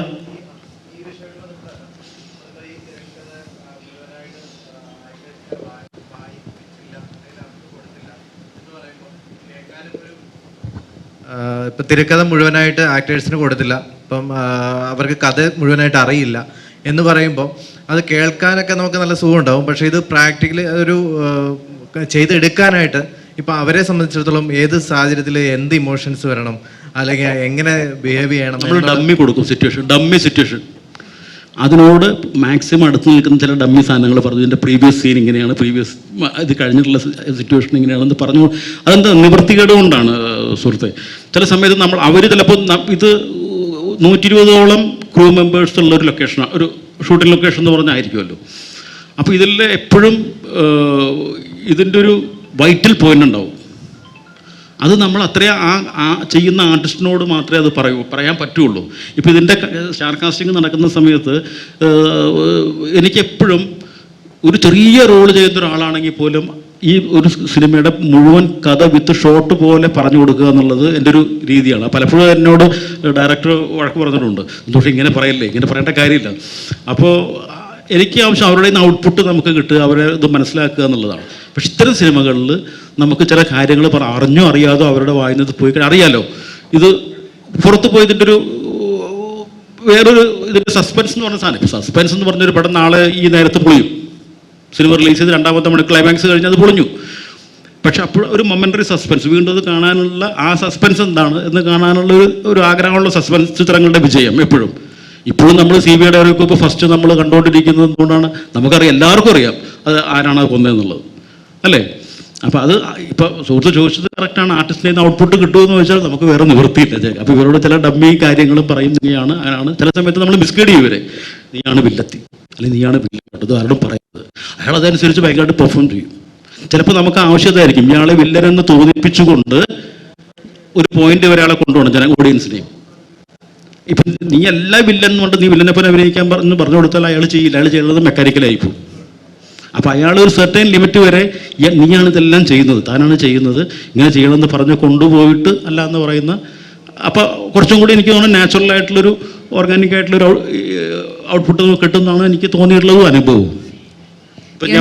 ഞാനൊന്ന് സംസാരിച്ചോട്ടെ ഇപ്പോൾ സാറ് പറഞ്ഞ കാര്യത്തിൽ. അതിനകത്ത് ഒരു കാര്യം കൂടെ പറയാം. ഇപ്പോൾ നമ്മളൊരു സീൻ എടുക്കുമ്പോൾ ബ്ലാങ്ക് ആയിട്ട് വിടുകയല്ല. അവരോട് ആ സീൻ എടുക്കുമ്പോൾ ആ സീനിന് ചെയ്യേണ്ട എല്ലാ ഡീറ്റെയിൽസും നമ്മൾ പറഞ്ഞു കൊടുക്കും. ഇതാണ് നിങ്ങളുടെ ഇന്ന് എക്സ്പെക്റ്റ് ചെയ്യേണ്ടത്, അതാണ് നമ്മുടെ ആവശ്യം, ഔട്ട്പുട്ട് വേണ്ടത് ഡീറ്റെയിൽ പറഞ്ഞു കൊടുക്കും. അപ്പോൾ ഒരു കൺഫ്യൂഷൻ ഉണ്ടാകത്തില്ല. ഈ സീനിൽ ഇത് ചെയ്യണം എന്നാൽ എല്ലാവരും നല്ല നല്ല ആർട്ടിസ്റ്റുകളാണ്, ആ സമയത്ത് പറഞ്ഞാൽ മതി. എന്നിട്ട് എന്ത് വേണമെങ്കിലും വീണ്ടും നമുക്ക് ഇപ്പോഴുള്ള അഡ്വാൻറ്റേജ് വെച്ചാൽ എടുത്തത് വീണ്ടും ഇട്ട് കാണാൻ പറ്റും, പോരായ്മ ചെയ്യും. അതാണ് ഈ പറഞ്ഞ പോലെ ഈ ഹൈഡ് ചെയ്യാനുള്ള വൺ ഓഫ് ദ റീസൺ. പക്ഷെ ആ സീൻ എടുക്കുമ്പോൾ എല്ലാം പറഞ്ഞു കൊടുക്കും. പിന്നെ ഈ പടത്തിൽ അഭിനയിച്ചിരിക്കുന്ന എല്ലാവരും ഞങ്ങളുടെ ടീമിനെ വിശ്വസിച്ച് മാത്രം വന്നവരാണ്. അതാണ് പലരും കഥ കേൾക്കാത്തത്, പലർക്കും കഥ പറയാണ്ട ആവശ്യമില്ലാത്തവരതാണ്. ഇതാണ് നമ്മുടെ ഒരു പടം. നിങ്ങൾക്ക് 100% വിശ്വാസമാണ്, അവരെ മിസ്യൂസ് ചെയ്തില്ല, അവർക്ക് മോശമായ ഒരു സ്ഥലത്ത് കൊണ്ട് എത്തിക്കൂല എന്ന് ഇവിടെ ഇരിക്കുന്ന എല്ലാ ആർട്ടിസ്റ്റിനും ഈ പടത്തിൽ അഭിനയിച്ച എല്ലാവർക്കും വിശ്വാസമാണ്. അതാണ് ഈ പടത്തിൽ വലിയ ആർട്ടിസ്റ്റുകൾ വരെ ഒരു സീൻ ചെയ്തിട്ടുണ്ട്, ഒറ്റ സീൻ ചെയ്തിട്ടുണ്ട്. എന്നിട്ട് മമ്മൂക്ക തന്നെ ഒരു 2 ഷോട്ട് എനിക്കൊരു പടത്തിൽ അഭിനയിച്ചിട്ടുണ്ട്. അപ്പോൾ അതിൽ കൂടുതൽ ഇന്ന് വേണ്ടല്ലോ, അതാണ് സംഭവം. അല്ല, ഞാനൊന്ന് സംസാരിച്ചോട്ടെ. ഇപ്പം നേരത്തെ ഞാൻ പറഞ്ഞൊരു കാര്യത്തിൽ നിന്നാണ് തോന്നുന്നത് എനിക്ക് ക്വസ്റ്റ്യൻ ചോദിക്കാൻ തോന്നിയത്. ഈ പറഞ്ഞ പോലെ സാറ് നമ്മുടെ അടുത്ത് ഈ പറഞ്ഞ പോലെ പറയുമ്പോൾ 1 ലൈൻ ഫുൾ പറയും, ഈ സിനിമയുടെ കഥ മൊത്തം നമ്മുടെ അടുത്ത് പറയും. പിന്നെ ഈ പറഞ്ഞ പോലെ ചില ക്യാരക്ടേഴ്സിനെ ഹൈഡ്, അത് നമ്മൾ അറിയേണ്ട ആവശ്യം ഉണ്ടാവില്ല. ഈ പറഞ്ഞ പോലെ നമ്മളുമായിട്ട് പാട്ടല്ലാത്ത ആയിരിക്കാം. ഈ പറഞ്ഞ പോലെ കഥയിൽ ടൈലൻറ്റിൽ വരുന്ന കുറച്ച് സസ്പെൻസ് ആയിട്ട് വരുന്ന ക്യാരക്ടേഴ്സിനെ ഈ പറഞ്ഞ പോലെ മനഃപൂർവ്വം ഹൈഡ് ചെയ്യും. പക്ഷേ ഈ പറഞ്ഞ പോലെ ഞാനൊക്കെ എന്ന് വെച്ച് കഴിഞ്ഞാൽ എനിക്ക് ആ ക്യാരക്ടറിൻ്റെ മൊത്തത്തിൽ വ്യക്തത കിട്ടിയിട്ട് പെർഫോം ചെയ്തതാണ്. അല്ലാതെ ഈ പറഞ്ഞ പോലെ ബ്ലാങ്ക് ആയിട്ട് നമ്മൾ രാവിലെ പോകുന്നു, ക്യാമറയുടെ മുമ്പിൽ നിൽക്കുന്നു, സാർ ആക്ഷൻ പറയണു, ചെയ്തോ പറയുമ്പോൾ അങ്ങനെ ചെയ്യുന്നതല്ല. നമ്മൾ എന്താണ് ക്യാരക്ടർ, ഇതിൻ്റെ ബാക്ക്ഗ്രൗണ്ട് എന്താണ്, ഇതിന് മുമ്പോട്ട് പോകുമ്പോൾ എങ്ങനെയാണ്, ഇവരുടെ ഫുള്ളൊരു ജേണിയും ഇവർ വളർന്നപ്പോൾ തൊട്ട് ഈ പറഞ്ഞ പോലെ എൻജാകുന്ന വരെയുള്ള എല്ലാ കാര്യങ്ങളും നമ്മുടെ അടുത്ത് പറയുന്നുണ്ട്. അങ്ങനെ ഡീറ്റെയിലിംഗ് ചെയ്തിട്ടാണ്. പിന്നെ ഈ പറഞ്ഞ പോലെ സാറിനോടുള്ളൊരു ട്രസ്റ്റ് നമ്മൾക്കുണ്ട്. ഞാൻ ഫസ്റ്റ് ഹീറോയിനായിട്ട് അഭിനയിക്കുന്ന അദ്ദേഹത്തിൻ്റെ സിനിമയിലാണ്. അപ്പോൾ ഈ പറഞ്ഞ പോലെ വിളിക്കുമ്പം ഈ പറഞ്ഞ പോലെ വെറുതെ ഒരു ക്യാരക്ടറിനെ വിളിക്കില്ല. കാരണം സാർ എന്നെ പറഞ്ഞിട്ടുണ്ടായിരുന്നു, വിളിച്ച സമയത്ത് ഗൗരി എൻ്റെ സിനിമയിൽ വേണം, അദ്ദേഹം ഒരു ഗ്യാപ്പിന് ശേഷം ചെയ്യുന്നൊരു സിനിമയാണ്. അപ്പോൾ ഭയങ്കര സന്തോഷമാണ്. ഈ പറഞ്ഞ പോലെ ആ ക്യാരക്ടർ ചെയ്തിട്ടും ഞാൻ ഈ പറഞ്ഞ പോലെ ഞാൻ ഓക്കെയാണ്, ഞാൻ ഹാപ്പിയാണ്. ഈ പറഞ്ഞ പോലെ അതേ ഉള്ളൂ. അതെനിക്ക് തോന്നുന്നു ഞാൻ പറഞ്ഞ ഒരു കാര്യത്തിൽ നിന്നാണ് തോന്നുന്നു ഒരു ചോദ്യമുണ്ടായത്. ഇവിടെ ഇരിക്കുന്ന എല്ലാവർക്കും അവരവരുടെ പാട്ടും അറിയാം, കഥയും അറിയാം. പിന്നെ ചില കാര്യങ്ങൾ ഈ പറഞ്ഞ പോലെ നമ്മൾ ഹൈഡ് ചെയ്ത് വെക്കും. അതിപ്പോൾ ഞാനൊക്കെ എന്ന് വെച്ചാൽ പെർഫോം ചെയ്യുമ്പോൾ ഞാൻ മോണിറ്ററിൽ പോയി നോക്കാത്തൊരു ആർട്ടിസ്റ്റാണ്. അത് എൻ്റെ ടെൻഷൻ കൊണ്ടാണ്. ഞാൻ എൻ്റെ അയ്യപ്പനും ഘോഷിയും തന്നെയാണെങ്കിലും ഞാൻ അഭിനയിച്ചിട്ട് ഈ പറഞ്ഞ പോലെ ഫുൾ സിനിമ കാണുന്നത്, കഥ വായിക്കുമ്പോൾ ഫുൾ അറിയാം, സിനിമയായിട്ട് മൊത്തം കാണുന്ന തിയേറ്ററിൽ നിങ്ങളെല്ലാവരും ഫസ്റ്റ് ഡേ പോയി ഇരിക്കുമ്പോൾ കാണില്ലേ, അതേപോലെ തന്നെയാണ് ഞാൻ എൻ്റെ എല്ലാ സിനിമയും കാണുന്നത്. നാളെയും ഈ സിനിമ ഞാൻ കാണാൻ പോകുന്നു അങ്ങനെയാണ്. അപ്പോഴാണ് എനിക്ക് ഈ സിനിമയിൽ ഇങ്ങനെ കാര്യങ്ങളുണ്ടല്ലോ, ഇന്ന ആർട്ടിസ്റ്റുകൾ ഇങ്ങനെ ചെയ്തിട്ടുണ്ടല്ലോ, ഇതാണ് കഥ എന്നുള്ളത് ഫുൾ നമ്മൾക്ക് മനസ്സിലാകുന്നപ്പോഴാണ്. അതിനെനിക്ക് തോന്നുന്ന ഒരു ത്രില്ലിംഗ് ഉണ്ട് ഫസ്റ്റ് കാണുമ്പോൾ.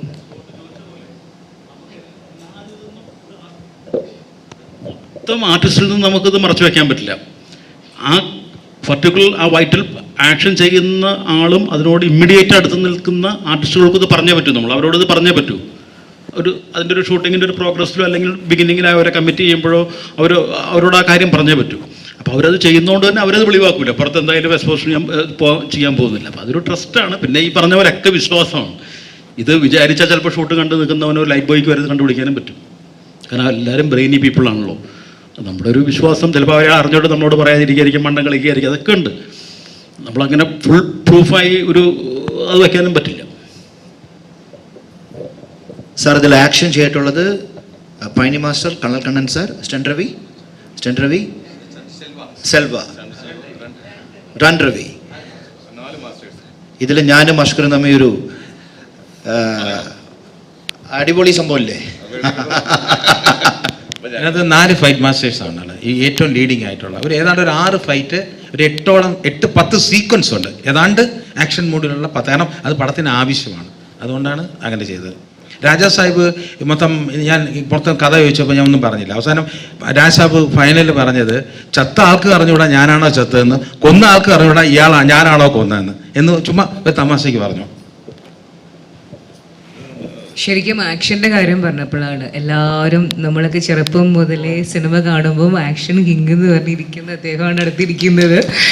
ഞാൻ ശരിക്കും ഇദ്ദേഹത്തിൻ്റെ ഫൈറ്റ് കാണാൻ വേണ്ടിയിട്ട് എനിക്ക് സീനില്ലാത്ത ദിവസം ഞാൻ വെയിറ്റ് ചെയ്തിട്ടുണ്ട്. സാറിൻ്റെ അടുത്ത് ചോദിച്ചിട്ട്, സാർ എന്നെ ഓടിക്കാൻ ശ്രമിച്ചിട്ടുണ്ട് നിൽക്കണ്ട പൊക്കോ എന്ന് പറഞ്ഞിട്ട്. ഞാൻ ലൈവായിട്ട് ബാബുചേട്ടൻ്റെ ഫൈറ്റ് ഈ സിനിമയിലാണ് ആദ്യമായിട്ട് ഷൂട്ട് ചെയ്യുമ്പോൾ കാണുന്നത്.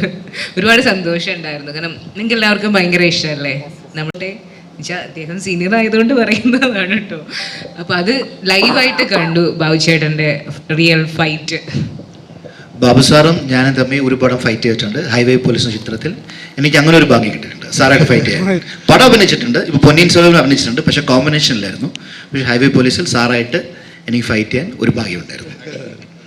2 വലിയ ആക്ഷൻ ഹീറോസ് എന്ന് പറയാം. കാരണം എന്നെക്കാളും വലിയ സീനിയർ ആർട്ടിസ്റ്റുകളാണ് റിയാസ് ആണെങ്കിലും ബാബു സാറാണെങ്കിലും. അപ്പം ഇവരുടെ കൂടെ വർക്ക് ചെയ്യാൻ പറ്റി. എന്നെപ്പോലെ ഒരു പുതിയ ആളെന്നല്ല, ഞാൻ ഒരുപാട് ചെറിയ ചെറിയ പരിപാടികളൊക്കെ ചെയ്തിട്ടാണ് ഇവിടെ എത്തിയതെങ്കിലും സീനിയർ ആയിട്ട് നിൽക്കുന്ന ഇവരെ കൂടെ വർക്ക് ചെയ്യാൻ പറ്റി. അവർ നമ്മളെ സപ്പോർട്ട് ചെയ്യുന്നു. ഇത്ര ആക്ഷൻ വില്ലന്മാരാണെന്ന് തോന്നിക്കെങ്കിലും അടിച്ച് കയറി എല്ലാ ഹീറോ ആണ് അദ്ദേഹം, അവർ ഹീറോ ആണ് ചെയ്യുന്നത്, വില്ലൻ ചെയ്തിട്ടുണ്ട്. ഇവരെ കൂടെ വർക്ക് ചെയ്യാൻ പറ്റി, നമ്മളെ സപ്പോർട്ട് ചെയ്യുന്ന ആക്ഷൻസ് ചെയ്യുമ്പോൾ ഒരുപാട് പരിപാടികളുണ്ട്. എന്തെങ്കിലും ഒരു ബുദ്ധിമുട്ടുകളും ഉണ്ടാകാതെ എന്നെ ഒരുപാട് ഹെൽപ്പ് ചെയ്തൊരു മനുഷ്യനാണ് റിയാസ് ഖായും. ബാബു സാർ അദ്ദേഹം എൻ്റെ ഫൈറ്റ് സീക്വൻസ് കണ്ട് നല്ല അഭിപ്രായങ്ങൾ പറഞ്ഞിട്ടുണ്ട്. ഞാനും ബാബു സാറുമായിട്ട് ഇനി അടുത്തൊരു പരിപാടികൾ ഉണ്ട്. എല്ലാവരും ഞങ്ങളൊരു ഫാമിലി പോലെ തന്നെ. അത് വളരെ സന്തോഷമുള്ള എല്ലാത്തിൻ്റെയും നെടുന്തൂണായിട്ട് ടി എസ് സുരേഷ് സാറ്, ഇദ്ദേഹത്തെ പോലെ ഒരു വലിയൊരു ഡയറക്ടർ നമ്മുടെ കൂടെയുണ്ട്. അതുപോലെ നമ്മളെ സപ്പോർട്ട് ചെയ്യുന്ന നമ്മുടെ ഒരു വലിയൊരു പ്രൊഡ്യൂസർ ഉണ്ട്. ഞങ്ങളെല്ലാവരും ഒരു കുടുംബം, അത്രയേ ഉള്ളൂ. സിനിമയിൽ വേറെ കളത്തരങ്ങളോ ഒന്നുമില്ല. ഒരു കുടുംബം, എല്ലാവരും ജീവിക്കാൻ വേണ്ടി കഷ്ടപ്പെടുന്ന ആൾക്കാരല്ലേ അല്ലേ. നെക്സ്റ്റ്. ഹലോ സാർ, അതുപോലെ ഇപ്പോൾ നമ്മൾ പഴയ സിനിമകളെ പറ്റി ഞാൻ ഒരു റിയാസ്ക ഇപ്പോൾ നമ്മളിപ്പോൾ ഈ ഗജനിയുടെ റിലീസിൻ്റെ സംബന്ധിച്ച് കുറേ ചർച്ചകളുണ്ടായിരുന്നല്ലോ. അപ്പോൾ മൊത്തത്തിൽ ഇപ്പോൾ ഈ പഴയ സിനിമകൾ വീണ്ടും വീണ്ടും റിപ്പീറ്റ് അടിച്ച് കാണാനാണ് ആളുകൾ കൂടുതൽ ആഗ്രഹിക്കുന്നതെന്ന് തോന്നുന്നു. നമ്മളിപ്പോൾ ഇറങ്ങുന്ന ന്യൂജൻ സിനിമകളൊക്കെ ആളുകൾ 1-2 പ്രാവശ്യം കാണുകയും അവരുടെ കുട്ടിക്കാലത്ത് ഉണ്ടായിരുന്ന സിനിമകളൊക്കെ വീണ്ടും 10-15 പ്രാവശ്യം, ഈവൻ സാർ ഇപ്പോൾ സുരേഷ് സാർ പറഞ്ഞ പോലെ, സന്തോഷ് സാർ പറഞ്ഞ പോലെ തന്നെ ഡയലോഗുകൾ ഉൾപ്പെടെ കാണാപ്പാടാണെങ്കിലും ആ പഴയ സിനിമകൾ വീണ്ടും വീണ്ടും കാണാൻ ആളുകൾ ആഗ്രഹിക്കുന്നു. അപ്പോൾ ഇത് എന്തുകൊണ്ടായിരിക്കും റിയാസ്ക അങ്ങനെ ഒരു സെൻസേഷൻ? ഇപ്പം അടിച്ചു കയറുക പോലെ നമ്മൾ ആ ഒരു ട്രെൻഡിങ് ലെവലിൽ കഴിഞ്ഞ് നിൽക്കുകയാണ് ഇപ്പോൾ. സോ എന്തുകൊണ്ടാണെന്ന് ഇപ്പം എനിക്കറിയില്ല, പക്ഷെ നടന്നത് ഭയങ്കര ഹാപ്പിയാണ് ഞാൻ. ഓക്കെ, ബിക്കോസ് ഒരു ജനറേഷന് അറിയാത്ത കാര്യം വീണ്ടും ആ ജനറേഷൻ അത് കാണുകയാണ്.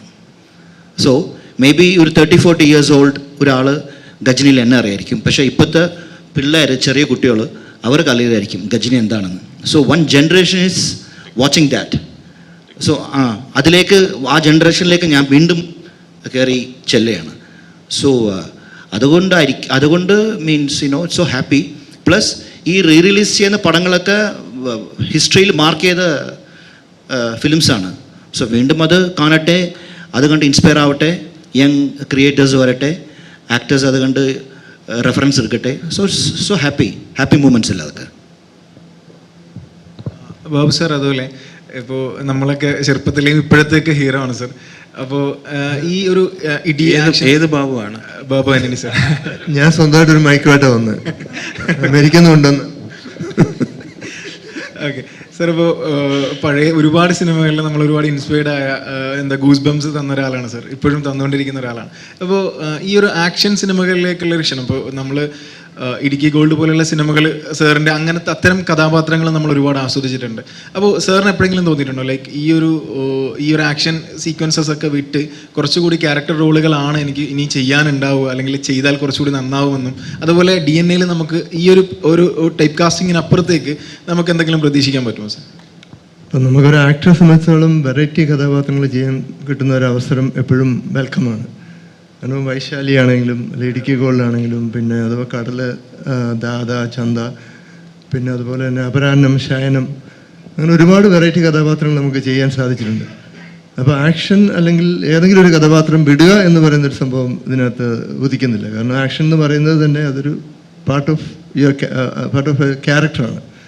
ഇപ്പോൾ ഒരു സിനിമയിൽ ശരിക്കും പറഞ്ഞു കഴിഞ്ഞാൽ ആക്ഷൻ എന്ന് സ്റ്റാർട്ട് ക്യാമറ കഴിഞ്ഞാൽ പിന്നെ ആക്ഷനേ ഉള്ളൂ.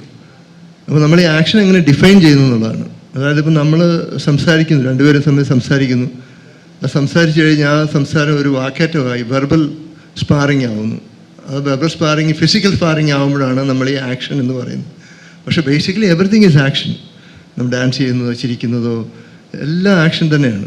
അതിൻ്റെ ഓരോ വേരിയേഷൻസ് മാത്രമേ ഉള്ളൂ. അപ്പോൾ നമുക്ക് സ്റ്റോറിക്കനുസരിച്ച് നമ്മൾ ആ കഥാപാത്രങ്ങളെ അല്ലെങ്കിൽ സീക്വൻസ് മോൾഡ് ചെയ്ത് പോകുക എന്നുള്ളത് മാത്രമേ ഉള്ളൂ. അപ്പോൾ ഒന്നും നമുക്ക് പിന്നെ ആക്ഷൻ സിനിമകൾക്ക് ഇപ്പം ത്രില്ലർ പോലെ തന്നെ എപ്പോഴും ഒരു ഓഡിയൻസ് ഉണ്ട്, ഒരു ഫിസിക്കൽ ആക്ഷൻ, അതായത് ഫിസിക്കൽ സ്പാറിങ് എന്ന് പറയുന്നത്. അത് ഈ ചെറിയ വെർബൽ സ്പാറിങ് ഡെവലപ്പ് ചെയ്തിട്ടാണ് ഇതുണ്ടാകുന്നത്. അപ്പോൾ അതിൻ്റെ ഒരു ബാക്ക്ഗ്രൗണ്ട്, അതിൽ ആ ഫൈറ്റ് ചെയ്യേണ്ട സമയത്ത് നമ്മൾ ഫൈറ്റ് ചെയ്യണം. അല്ലാണ്ട് വെറുതെ ഒരു ഫൈറ്റ് കാണിക്കാൻ വേണ്ടി ഫൈറ്റ് ചെയ്യുമ്പോൾ അതൊരു ഡെമോൺസ്ട്രേഷൻ ആവും. So you have to go with the story. അതുകൊണ്ടാണ് ചന്ത, കടൽ, ദാദ അല്ലെങ്കിൽ ഉപകരണം ബ്രദേഴ്സ്, ആ സിനിമകളൊക്കെ ഇതുപോലെ നമ്മളിപ്പോഴും കണ്ടുകൊണ്ടിരിക്കുന്നത്. അപ്പോൾ അതിൽ നമുക്കൊന്നും കഥയ്ക്കനുസരിച്ച് പോകാന്നുള്ളൂ, നമുക്കൊന്നും വിടാൻ പറ്റില്ല. Babu sir, Babu sir, Babu sir, Babu Antony sir, Babu Antony സാറാ സാർ ഒരു ഇന്റർവ്യൂവിൽ പറഞ്ഞു കേട്ടിരുന്നു ഒരു സിനിമ സംവിധാനം ചെയ്യാൻ ആഗ്രഹമുണ്ട് എന്നുള്ളത്. അപ്പോൾ അതിൻ്റെ നടപടികളൊക്കെ തുടങ്ങുന്നതായും അന്ന് പറഞ്ഞു കേട്ടിരുന്നു. അപ്പോൾ അതിൻ്റെ ഒരു അപ്ഡേറ്റ് പറയാൻ പറ്റുമോ? അത് ഒരു സിനിമ സംവിധാനം ചെയ്യുക എന്ന് പറഞ്ഞാൽ അത്ര എളുപ്പമുള്ള കാര്യമല്ല. അത് ബാബുവിനോട് ചോദിച്ചാൽ അറിയാം. ഒരുപാട് സമയം ചിലവഴിച്ച് നമ്മൾ ഒരു വർഷമെങ്കിലും അതിൻ്റെ പുറകെ നിന്നാലേ നമുക്ക് അത് നടക്കുകയുള്ളൂ. പിന്നെ അതിന് പറ്റിയ കാസ്റ്റിങ്, ഇപ്പോൾ എന്നെ സംബന്ധിച്ചോളം സിനിമ എന്ന് പറയുന്നത് വളരെ ട്രഡീഷണൽ ആയിട്ടുള്ളൊരു അപ്രോച്ചാണ് ഞാൻ സിനിമയിൽ ഉണ്ടാകുന്നത്. ഒരു കഥ ഡെവലപ്പ് ചെയ്തു, പിന്നെ അത് സ്ക്രിപ്റ്റായി, ഡയലോഗുകളായി, പിന്നെയാണ് കാസ്റ്റിംഗ് വരുന്നത്. ഇപ്പോഴത്തെ സിനിമ എന്ന് പറയുന്നത് ആദ്യം കാസ്റ്റിംഗ് മുന്നിൽ കണ്ടുകൊണ്ടുള്ള പരിപാടികളാണ് ഒരു 99% നടക്കുന്നത്. അപ്പോൾ അങ്ങനെ ഒരു സിനിമ എനിക്ക് ചെയ്യാൻ ബുദ്ധിമുട്ടുണ്ട്. അപ്പോൾ ചില കാസ്റ്റിംഗ് നമ്മുടെ മനസ്സിലുള്ളത് പ്രൊഡ്യൂസേഴ്സ് അയാൾക്ക് OTT റൈറ്റില്ല, അല്ലെങ്കിൽ ബിസിനസ് നടക്കില്ല, അങ്ങനെയൊക്കെ പറയുമ്പോൾ നമുക്കത് ചെയ്യാൻ ബുദ്ധിമുട്ടാകും. അപ്പം അങ്ങനെ പാഷനേറ്റായിട്ടുള്ള അല്ലെങ്കിൽ സിനിമയോട് പാഷനേറ്റ് ആയിട്ടുള്ളൊരു പ്രൊഡ്യൂസർ വരുമ്പോഴേ എൻ്റെ സിനിമകൾ എനിക്ക് ചെയ്യാൻ പറ്റുള്ളൂ. പിന്നെ അതുപോലെ എനിക്ക് ആ സമയം അത്രയും ഇപ്പോൾ എനിക്കില്ല. പിന്നെ സിനിമ ഡയറക്റ്റ് ചെയ്യാമെന്ന് അത്ര ഈസി ആയിട്ടുള്ള കാര്യമല്ല. 1 അല്ല 2 സിനിമയാണ് എൻ്റെ മനസ്സിലുള്ളത്. ഞാൻ ബാബുവിനോട് പറഞ്ഞിട്ടുണ്ട് അതൊന്ന് എനിക്ക് ചെയ്തു തരുമോ, പലപ്പോഴും ഞാൻ പറയാറുണ്ട്. ഇതിനകത്ത് ബാബു ആക്ഷനാണെങ്കിലും നല്ല സിനിമകളാണ് ബാബുവിൻ്റെ മനസ്സിനുള്ളിൻ്റെ ഉള്ളിലുള്ളത്. അതാണ് ആക്ഷൻ ചെയ്യും, അത് ഇപ്പോൾ നമുക്കിടെ ജോലിയുടെ ഭാഗം എന്നുള്ളതാണ്. സുരേഷ് ബാബു സാർ ഇപ്പോൾ ഈ പുതിയ തലമുറയിലെ സിനിമകൾ ഒരുപാട് സാർ ഇപ്പോൾ നമുക്ക് അത്തരം സിനിമകൾ സംഭാവന ചെയ്ത ഒരാളാണ്. അപ്പോൾ അതിനുശേഷം ഒരു ഗ്യാപ്പിന് ശേഷം സാർ വീണ്ടും വരുന്നു. അപ്പോൾ അതിനിടയിൽ മലയാള സിനിമ ഒരുപാട് മാറിയിട്ടുണ്ടായിരുന്നല്ലോ. അപ്പോൾ ഇപ്പോൾ സാറിൻ്റെ ഒരു ഐഡിയൽ, സാറിന് എന്താണ് ഇപ്പോഴത്തെ ഒരു ഡയറക്ടേഴ്സ് അല്ലെങ്കിൽ ഇപ്പോഴത്തെ സിനിമ, അതിൻ്റെ പെർസ്പെക്റ്റീവ് എന്താണ് സാറിന്? അത്തരം കാര്യങ്ങളോടുള്ള സാറിൻ്റെ ഒരു വീക്ഷണം എങ്ങനെയാണ്? ഞാൻ സിനിമയുടെ കൂടെ സഞ്ചരിച്ച ആളാണ്. ഇപ്പോൾ ഗ്യാപ്പ് വന്നു, എല്ലാ സിനിമകളും ഞാൻ കാണും. അപ്പോൾ അതുകൊണ്ട് എനിക്ക് അപ്ഡേഷൻ ഏതാണ്ട് അറിയാൻ പറ്റും. ടെക്നിക്കലി നമ്മൾ അതിനെപ്പറ്റിയും ചുമ്മാ ഇരിക്കില്ല, നമ്മൾ അതിനെപ്പറ്റി ചെയ്യും. അതിൻ്റെ ഇടയ്ക്ക് വേറെ വർക്കുകൾ ചെയ്യാനുണ്ടായിരുന്നു, അതാണ് സത്യം. അതുകൊണ്ട് എനിക്കതൊരു വലിയ ഗ്യാപ്പായിട്ടോ അല്ലെങ്കിൽ ഞാൻ പുറകോട്ടാണ് എന്നുള്ള തോന്നലില്ല. അതുകൊണ്ട് എന്തായാലും ഇപ്പോൾ ഒരു 4-5 സിനിമ ഇനി ഞാൻ ഡയറക്റ്റ് ചെയ്യുന്നുള്ളൂ മൊത്തം. അപ്പോൾ അതിനകത്ത് മൊത്തം 5 പടവും എൻ്റെ മനസ്സിലുണ്ട്. അതുകൊണ്ട് ഇനിയിപ്പോൾ വേറെ ആർട്ടിസ്റ്റിനെ തേടി പോവുക അങ്ങനെയുള്ള കാര്യങ്ങൾ ഇല്ല, അതാണ് സത്യം. ഞാൻ പറഞ്ഞല്ലോ സുരേഷ് ബാബു, ഞാൻ 2010 ഒരു ബ്ലൂ മാറ്റോ ഗ്രീൻ മാറ്റോ ഒന്നും ഇല്ലാണ്ട് വെറും പ്രൊപ്പല്ലർ വെച്ച് മാത്രം ഞാൻ ഹെലികോപ്റ്ററിൽ നിന്ന് ഇറങ്ങി നടന്ന് വണ്ടിയെ കയറി പോകുന്നൊരു സീൻ അന്ന് എടുത്തതാണ്. അപ്പോൾ ഇപ്പോഴും ഞാൻ ബാബുവായിട്ട് സംസാരിക്കാറുണ്ട്. പുള്ളി അപ്ഡേറ്റഡ് ആണ്. എൻ്റെ ഒരു അറിവിൽ ഇപ്പോൾ ഉള്ള പല ഡയറക്ടേഴ്സ്ക്കാട്ടിലും കൂടുതലും ഈ പുതിയ തലമുറയിലുള്ള പല ആൾക്കാരെ കൂടുതലും ബാബു അപ്ഡേറ്റഡ് ആയിട്ട് എനിക്ക് ഫീൽ ചെയ്യാറുണ്ട്. ഇപ്പോഴും പിള്ളേരും വളരെ അപ്ഡേറ്റഡ് ആണ്. ഇല്ലെന്ന് ഞാൻ പറയുന്നില്ല. There are lot of very talented guys now. ഈ പടം കണ്ടിട്ട് ടെക്നിക്കലി എല്ലാ സൈഡും പറഞ്ഞാൽ മിക്ക വിഷ്വലായാലും ശരി സൗണ്ട് സൈഡായാലും എങ്ങനെ ഉണ്ടെന്നുള്ള വിലയിരുത്തി അറിയിക്കുക. അപ്പോൾ അറിയാം ഈ പടത്തിൻ്റെ ഇത് എന്താണെന്നുള്ള. ഉറപ്പായിട്ടും സാർ. അതുപോലെ ഇപ്പോൾ റായ് ലക്ഷ്മിയുടെ ക്യാരക്ടർ എഴുതുന്ന സമയത്ത് സന്തോഷ് സാറിനോട് തന്നെ പറഞ്ഞൊരു കാര്യമായിരുന്നല്ലോ, ഇത് ഒരു പുരുഷ കേന്ദ്രീകൃതമായ രീതിയിലുള്ള ഒരു സ്ക്രിപ്റ്റാണ്, അല്ലെങ്കിൽ അത്തരം കഥാപാത്രമാണ് അത് പ്ലേ ചെയ്യുക എന്നുള്ള നിലക്ക് വേണം അത്തരം ഡയലോഗുകൾ എഴുതാനെന്നുള്ളത്. ശരിക്കും അത് എന്തായിരുന്നു അങ്ങനെ ഒരു മുന്നറിയിപ്പിൻ്റെ ഉദ്ദേശം? സാധാരണ ഇപ്പോൾ നമുക്ക് വന്ന ലേഡി ക്യാരക്ടേഴ്സൊക്കെ അറിയാം, സിനിമയിൽ വന്ന പോലീസ് ഓഫീസേഴ്സിൻ്റെ ക്യാരക്ടേഴ്സ് അല്ല, എല്ലാം കുറച്ച് കഴിയുമ്പോഴത്തേക്കും ഹീറോ കയറി അങ്ങ് മുകളിലോട്ട് പോകും, അല്ലെങ്കിൽ ബാക്കിയുള്ള ആർട്ടിസ്റ്റുകൾ കയറി ബാക്കിയുള്ള ക്യാരക്ടേഴ്സ് മുകളിലോട്ട് പോകും. പക്ഷേ ഇവർക്ക് അങ്ങനെ ഒരു അപ്പോൾ ആദ്യമേ ഒരു ആണാണ്, ഒരു സുരേഷ് ഗോപി അല്ലെങ്കിൽ ബാബു ആന്റി അല്ലെങ്കിൽ മമ്മൂക്ക അല്ലെങ്കിൽ മോഹൻലാൽ, അങ്ങനെ ഒരു രീതിയിലുള്ള ക്യാരക്ടർ പോലെ ഞങ്ങൾ പ്ലാൻ ചെയ്തു. എന്നിട്ട് അത് ഉൾട്ടാ ചെയ്തു, മീൻസ് തിരിച്ച് റോയൽ ലക്ഷ്മിയിലേക്ക് പോയി. അപ്പോൾ ഒരിക്കലും ഒരു ഡ്രോപ്പ് വരത്തില്ല. കാരണം മോഹൻലാലിനെ അല്ലെങ്കിൽ ഈ പറഞ്ഞ സുരേഷ് ഗോപി അല്ലെങ്കിൽ ബാബു ആന്റി അല്ലെങ്കിൽ മമ്മൂക്കയോ നമുക്ക് ഒരു ക്യാരക്ടർ പോലീസ് ഓഫീസറുടെ ക്യാരക്ടർ ഇട്ട് നമുക്ക് തിരിച്ച് താത്തിയെടുക്കാൻ പറ്റത്തില്ലല്ലോ. ആ ഒരു റേഞ്ച് വേണ്ടി ഞങ്ങൾക്ക് ഒരു ചേഞ്ചിന് വേണ്ടിയിട്ടാണ് നമ്മൾ അങ്ങനെ പ്ലാൻ ചെയ്തത്. അതൊരു ഡിഫറെൻറ്റ് ക്യാരക്ടറാണ്, അവർ മനോഹരമായിട്ട് ചെയ്തിട്ടുണ്ട്. ഇടയ്ക്ക് ഞങ്ങൾക്ക് വേറെ ഒരു 3-4 കാസ്റ്റിംഗ് എനിക്ക് ഇങ്ങനെ മനസ്സിൽ തോന്നിയാണ്, പക്ഷെ അതൊക്കെ ഇത് വന്നപ്പോൾ ഒന്നും അല്ലാതെ അത്ര മനോഹരമായിട്ട് ലക്ഷ്മി റോയ് ചെയ്തിട്ടുണ്ട്. അത് പണം കാണുമ്പോൾ അറിയാം. റോയൽ ലക്ഷ്മി റോയ് അല്ല, റോയൽ ലക്ഷ്മി.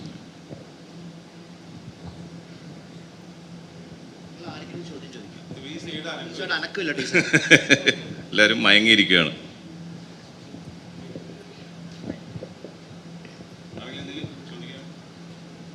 ആരും മിണ്ടുന്നില്ല.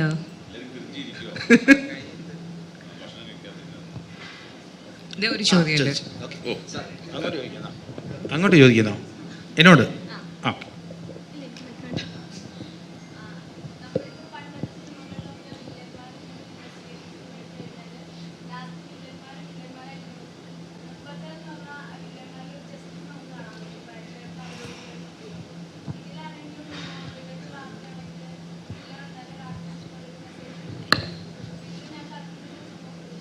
ഇതല്ല, ഇത് വേറൊരു പാറ്റേൺ ആണ്. ഈ DNA എന്ന് പറഞ്ഞാൽ വേറെ പാറ്റേൺ ആണ്. ഇപ്പോൾ മോള് പറഞ്ഞ ആ സംഭവങ്ങളൊക്കെ ഞാൻ ഉപയോഗിച്ചിട്ടുണ്ട്. എൻ്റെ പ്രായ്ക്കര പാപ്പാൽ ഭീമൻ്റെ ഭയങ്കര വില്ലനാണ്. ക്ലൈമാക്സ് സമയത്ത് ഒരു ട്വിസ്റ്റ് ചെയ്തു, അയാൾ ഹീറോയോടെ ചേർന്നു. അതുപോലെ തന്നെ സ്റ്റാലിൻ സിവാസിൽ ജഗദീഷ് നല്ലവനായിട്ട് വരും, പിന്നെ വില്ലനായിട്ട് ട്വിസ്റ്റ് ആകും, ക്ലൈമാക്സ് പിടിച്ച് വീണ്ടും തിരിച്ച് ഹീറോയുടെ കൂടെ ചേരും. അത് ചുമ്മാ ഒരു ടെക്നിക്കിൽ ചെയ്യുന്നതാണ്. എപ്പോഴും ഒരു കാര്യം ഓർത്തോളാം, വില്ലനായിട്ട് ചെയ്തുകൊണ്ടിരിക്കുന്ന ആൾ പെട്ടെന്ന് ട്വിസ്റ്റ് ചെയ്ത് ഹീറോയുടെ കൂടെ ചേരുമ്പോൾ അതിന് ഭയങ്കര ഹൈലൈറ്റാണ്. എപ്പോഴും ശ്രദ്ധിച്ചാൽ മതി. ഒരു വില്ലനായിരിക്കും, ആളുകൾ ഇയാളെ വെറുത്ത് നിൽക്കും, പെട്ടെന്നൊരു ചേഞ്ച് ചെയ്തിട്ട് ഹീറോയുടെ കൂടെയോ അല്ലെങ്കിൽ ഒരു നല്ല രക്ഷകനായിട്ടോ മാറുമ്പോൾ കൂടുതൽ ക്ലാപ്സ് കിട്ടുന്നത് എപ്പോഴും ആ ക്യാരക്ടറായിരിക്കും ഹീറോയേക്കാൾ. അതാണ് എൻ്റെ സത്യം.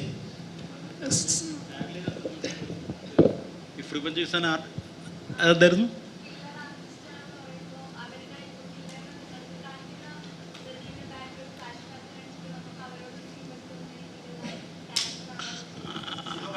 അല്ല, അത് ഈ ഫ്രീബഞ്ച് ഈസ് ആൻ ആർട്ട്.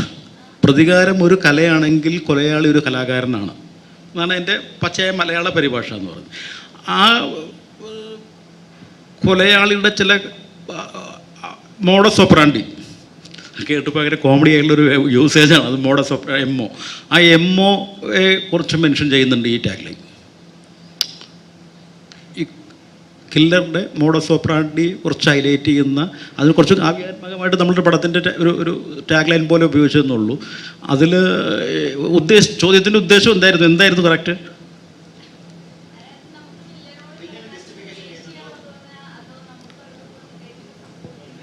അല്ല, എപ്പോഴും ഒരു ക്രൈം ആയാലും ഒരു ആക്ടിൻ്റെയും ബാക്കിൽ ഒരു റീസൺ ഉണ്ടാവുമല്ലോ. അതെന്തായാലും ഉണ്ടാവും, എന്തിനും ഉണ്ടാവുമല്ലോ. ഇപ്പോൾ നിങ്ങളിവിടെ വന്നിരിക്കുന്നതിന് ഒരു റീസൺ ഉണ്ട്, ഞാനിവിടെ ഇരിക്കുന്നതിന് ഒരു റീസൺ ഉണ്ട്. അതേപോലെ ഒരു ക്രൈമിൻ്റെ പുറകിൽ അയാൾക്ക് ശരിയായ ഒരു റീസൺ ഉണ്ടാവും അല്ലേ, ആ ക്രൈം ചെയ്യാനായിട്ട്.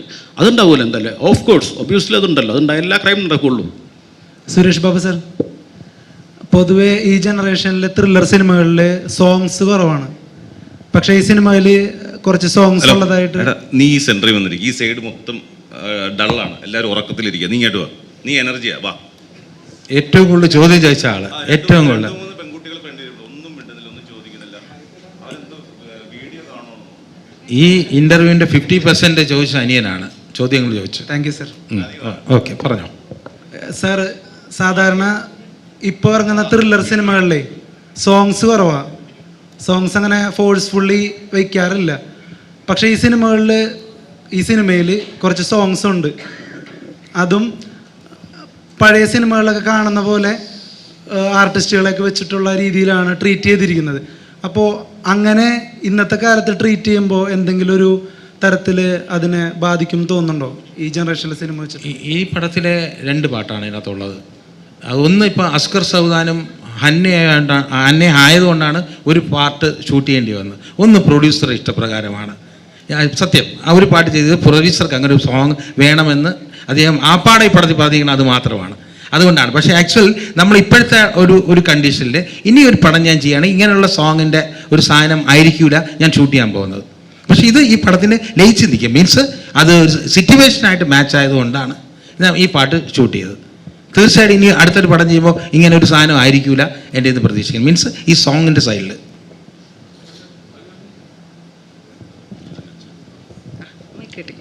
ചോദിച്ചോ. ഹലോ.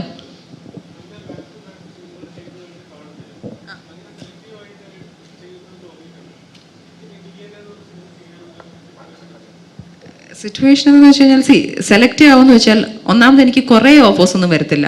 മേ ബി ഒരു ഇയറിൽ 5 or 6 ഓഫേഴ്സ് വരും. ഈ 5 or 6 ഞാൻ മേ ബി 3 എണ്ണേ എടുക്കത്തുള്ളൂ. അത് ഫിൽട്ടർ ചെയ്യാൻ കാര്യം I want to do versatile characters. വ്യത്യസ്തമായിട്ടുള്ള if you check my previous projects, രക്ഷാധികാരിയാണെങ്കിലും Kooman, Theerppu, corona, Ranjith cinema, everything എല്ലാത്തിലും ഡിഫറെൻറ്റ് ക്യാരക്ടേഴ്സാണ്. ഈ സിനിമയിൽ I am doing an RJ. So that is something very vibrant. എൻ്റെ റിയൽ ലൈഫ് എന്ന് പറഞ്ഞാൽ I am very fun type, അങ്ങനത്തെ ഒരു ടൈപ്പാണ്. So I could relate with this character കുറച്ചൊക്കെ. ബിക്കോസ് RJs എന്ന് പറഞ്ഞാൽ radio jockeys, they are very spontaneous. Come on, who knows, I am an RJ. ട്രെയിലറിൽ പറയുന്നുണ്ട് hello I am RJ Hana Alexander, അത് പറയുന്നുണ്ട്. സോ രഹസ്യം. ഓക്കെ. സോ ഞാനെപ്പോഴും choose ചെയ്യുന്ന വേഴ്സറ്റൈൽ കഥാപാത്രങ്ങളാണ്. അപ്പാർട്ട് ഫ്രം ദാറ്റ് നമ്മുടെ മൂവി ആസ് സച്ച് നോക്കുവാണെങ്കിൽ who is the director? TS Suresh Babu sir അല്ലേ. സോ ഒബ്വിയസ്ലി നമുക്ക് അദ്ദേഹത്തിൻ്റെ ഒരു പ്രോജക്റ്റിൻ്റെ ഭാഗമാകാൻ കഴിയുന്നത് തന്നെ വലിയൊരു കാര്യമാണ്. ദെൻ സന്തോഷ് സാർ വിളിച്ച് കഥ പറഞ്ഞിരുന്നു. And then one special mention, അഷ്കറാണ് എൻ്റെ പേര് ഇതിനകത്ത് പിച്ച് ചെയ്യുന്നത്. അത് കഴിഞ്ഞതിന് ശേഷം കൺട്രോളർ അനീഷ് പെരുമ്പിലാവ്, അദ്ദേഹത്തിൻ്റെ ഒപ്പം ഞാൻ രക്ഷാധികാരിയിൽ വർക്ക് ചെയ്തായിരുന്നു. അപ്പോൾ അദ്ദേഹം എന്നെ വിളിച്ച് കഥയുടെ കാര്യങ്ങൾ പറയുന്നു. പിന്നെ സന്തോഷ് സാർ വിളിച്ചിട്ട് കഥ ഫുൾ നറേറ്റ് ചെയ്യുന്നു. അപ്പോൾ നറേറ്റ് ചെയ്യുമ്പോഴും നമുക്ക് മനസ്സിലാവും നല്ലൊരു. അപ്പോൾ ഞാൻ നറേറ്റ് ചെയ്തപ്പോഴും ചോദിച്ചു ഈ കഥയുടെ ക്ലൈമാക്സ് എങ്ങനെയായിരിക്കും, എന്താണ്? അപ്പം അത് പറഞ്ഞു തരത്തില്ല എന്ന് പറഞ്ഞു. അത് അന്നേരം പറഞ്ഞൊന്നും പറഞ്ഞു തരത്തില്ല എന്ന്. ബട്ട് എനിവേ അപ്പം ഫുൾ കാര്യങ്ങളും എക്സൈറ്റിംഗ് ആയിട്ട് തോന്നിയത് കൊണ്ട് കണ്ണടച്ച് യെസ് പറഞ്ഞു. സോ അങ്ങനെയാണ് DNA ഭാഗമായത്. ഡെന്റിസ്റ്റ് ആണോ നിങ്ങൾ? ഡെന്റിസ്റ്റ് ആണ്. പല്ല് ഫ്രീ ആയിട്ട് പറിച്ചു കൊടുക്കുന്നതായിരിക്കും. ഞാൻ ലൊക്കേഷനിൽ എത്തിയുണ്ടല്ലോ എല്ലാവർക്കും പല്ലുവേദന. പിന്നെ ഫ്രീ കൺസൾട്ടേഷൻ അല്ലേ. ഹന്ന ഇങ്ങ് വരൂ, ഇവിടെ ഒരു അണപ്പല്ല് കിളിക്കുന്നു, എന്താണ് ചെയ്യേണ്ടത്, ഫുൾ എല്ലാവർക്കും കൺസൾട്ടേഷൻ കൊടുക്കുക എന്നാണ് അപ്പാർട്ട് ഫ്രം ആക്ടിങ് എൻ്റെ ജോലി. പിന്നെ ഒരു ക്രിയേറ്ററിനോ ഒരു ആക്ടറിനോ ബാക്ക് ടു ബാക്ക് ഫിലിം ചെയ്യണം അങ്ങനെയൊന്നുമില്ല. 100 പടം ചെയ്യണം, 50 പടം അങ്ങനെയൊന്നുമില്ല. അത് അങ്ങനെയാണത്. ചിലപ്പോൾ ഒരു ആക്ടർ അവരുടെ ലൈഫ് സ്പാനിൽ 10 പടമായിരിക്കും ചെയ്യുന്നത്. ചിലപ്പോൾ ഒരു ക്രിയേറ്റർ അവരുടെ ലൈഫ് സ്പാനിൽ ഒരു 5 പടമായിരിക്കും ചെയ്യുന്നത്. That doesn't matter at all. അയാൾ എത്ര പടം ചെയ്യുന്നത്, എന്ത് ചെയ്തു എന്നാണ് മാറ്റർ.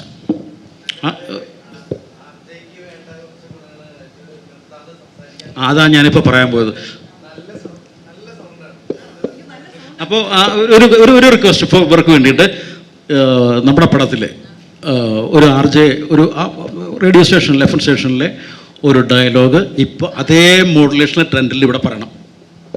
സന്തോഷ് സാർ എഴുതി വെച്ച വരികളാണെങ്കിൽ പറയാൻ പാടാണ്. കാര്യം കടിച്ച പൊട്ടുന്ന മലയാളമാണ് എഴുതി വെച്ചിരിക്കുന്നത്. അതൊക്കെ ഞാൻ ലഘൂകരിച്ച് ഇല്ല ഞാൻ ഭയങ്കര ലഘൂകരിച്ച് അഷ്കറും ഞാനും കൂടെ ഇരുന്ന എല്ലാം ഒന്ന് ലൈറ്റാക്കും. അല്ലെങ്കിൽ ഇദ്ദേഹത്തിന്റെ സ്ക്രിപ്റ്റിംഗ് ഭയങ്കര പാടാണ്. നമുക്ക് പറയാം ഭയങ്കര അച്ചടി ഭാഷയാണേ. ഭയങ്കര പാടാ. അപ്പൊ ഞാനും അഷ്കർ സ്ക്രിപ്റ്റ് ഇട്ടപ്പോൾ തന്നെ കണ്ണു തള്ളിയിരിക്കും. ദൈവം ഇതെങ്ങനെ പറയും. അത് ഞങ്ങളും കൂടെ ഇരുന്ന് കൊളോക്കിലാക്കും. കുറച്ചും കൂടെ ഞങ്ങളുടേതായിട്ടുള്ളൊരു ചെറിയ സിമ്പിൾ ആക്കിയിട്ടാണ് പറയാറ്. അതിന് മുമ്പ് ചോദിച്ചാലും എൻ്റെ സൗണ്ട് നല്ലതാണ്. You are the only person ഇങ്ങനെ പറഞ്ഞത്. എൻ്റെ എന്ന് പറഞ്ഞാൽ ഭയങ്കര ബാസ് ബേസ് ഡബിങ്ങിന് എന്നെ തന്നെ എനിക്ക് പറയാൻ ഭയങ്കര പാടാണ്. എന്തോ ആക്ച്വലി ഞാൻ പറഞ്ഞിരുന്നു. ഇല്ല നമ്മളൊരു ഡീലുണ്ടായിരുന്നു. ഞാൻ പറഞ്ഞെന്നെ പൊക്കി പറയണമെന്ന് പറഞ്ഞായിരുന്നു. എന്തോ വാട്ട് വാസ് ചോദ്യം? ചോദിച്ചോ.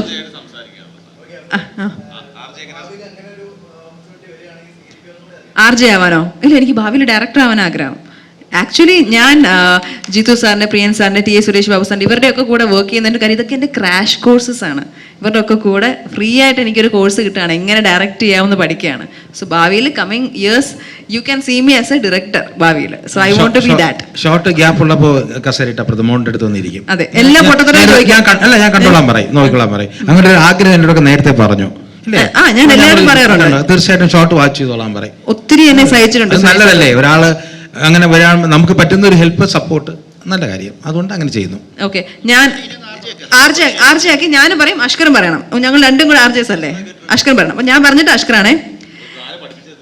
എന്നെ പഠിപ്പിച്ചു തന്നത് അഷ്കറാണ്, ക്രെഡിറ്റ് അഷ്കറിന്. കാര്യം ഷോർട്ടിനിടയ്ക്ക് ഞങ്ങൾ രണ്ടുപേരും നമ്മുടെ സ്റ്റേഷനിൽ ഇരിക്കുമായിരിക്കും, അന്നേരം ഡയലോഗ് തരും. ഈ ഡയലോഗ് പഠിക്കാൻ തന്നെ പാട്. അപ്പം ഞാൻ അഷ്കർ ഇത് എങ്ങനെ നമ്മൾ പറയും? എടി അത് സിമ്പിളാണ്, നീ ഇങ്ങനെ പറ, ഇച്ചിരി പിച്ച് ചെയ്ത് കുറച്ചും കൂടെ എനർജി കൂട്ടി പറ. അപ്പം ഞാൻ ഓരോ ആദ്യത്തെ ഷോട്ട് ചെയ്യുമ്പം സുരേഷ് സാർ ഹന്ന ഇത് പോരാ, ഇത് ഇച്ചിരിയേ ഉള്ളൂ, കുറച്ചും കൂടെ കൂട്ട്. അങ്ങനെ കൂട്ടി അങ്ങ് ഹൈയിൽ എത്തുമ്പോഴാണ് ഒരു ആർജെ ആവുന്നത്. Mean you have to be on that vibe peak. അതിപ്പോ വരത്തില്ല. എന്നാലും ചുമ്മാ പറയാം. Hello, welcome Kochi. This is Hena Alexander and നിങ്ങൾ കേട്ടുകൊണ്ടിരിക്കുന്നത് ഫയർ FM 81.7. സോ എന്റെ ഒപ്പം ഉള്ളത് ലക്ഷ്മി നാരായണൻ ഉണ്ടോ കഥാപാത്രത്തിന്റെ പേര്? So handing over the mic to Lakshmi Narayanan. ഈ എല്ലാം ഈ കൊച്ചു രഹസ്യമൊക്കെ വെളിയിലാക്കുമെന്ന് തോന്നുന്നു. അപ്പം ഹലോ, നമസ്കാരം കൊച്ചി, ഞാൻ അഷ്കർ സൗദാൻ. നാളെ DNA റിലീസാണ്, എല്ലാവരും തിയേറ്ററിൽ പോയി കാണുക, ഞങ്ങളെ സപ്പോർട്ട് ചെയ്യുക.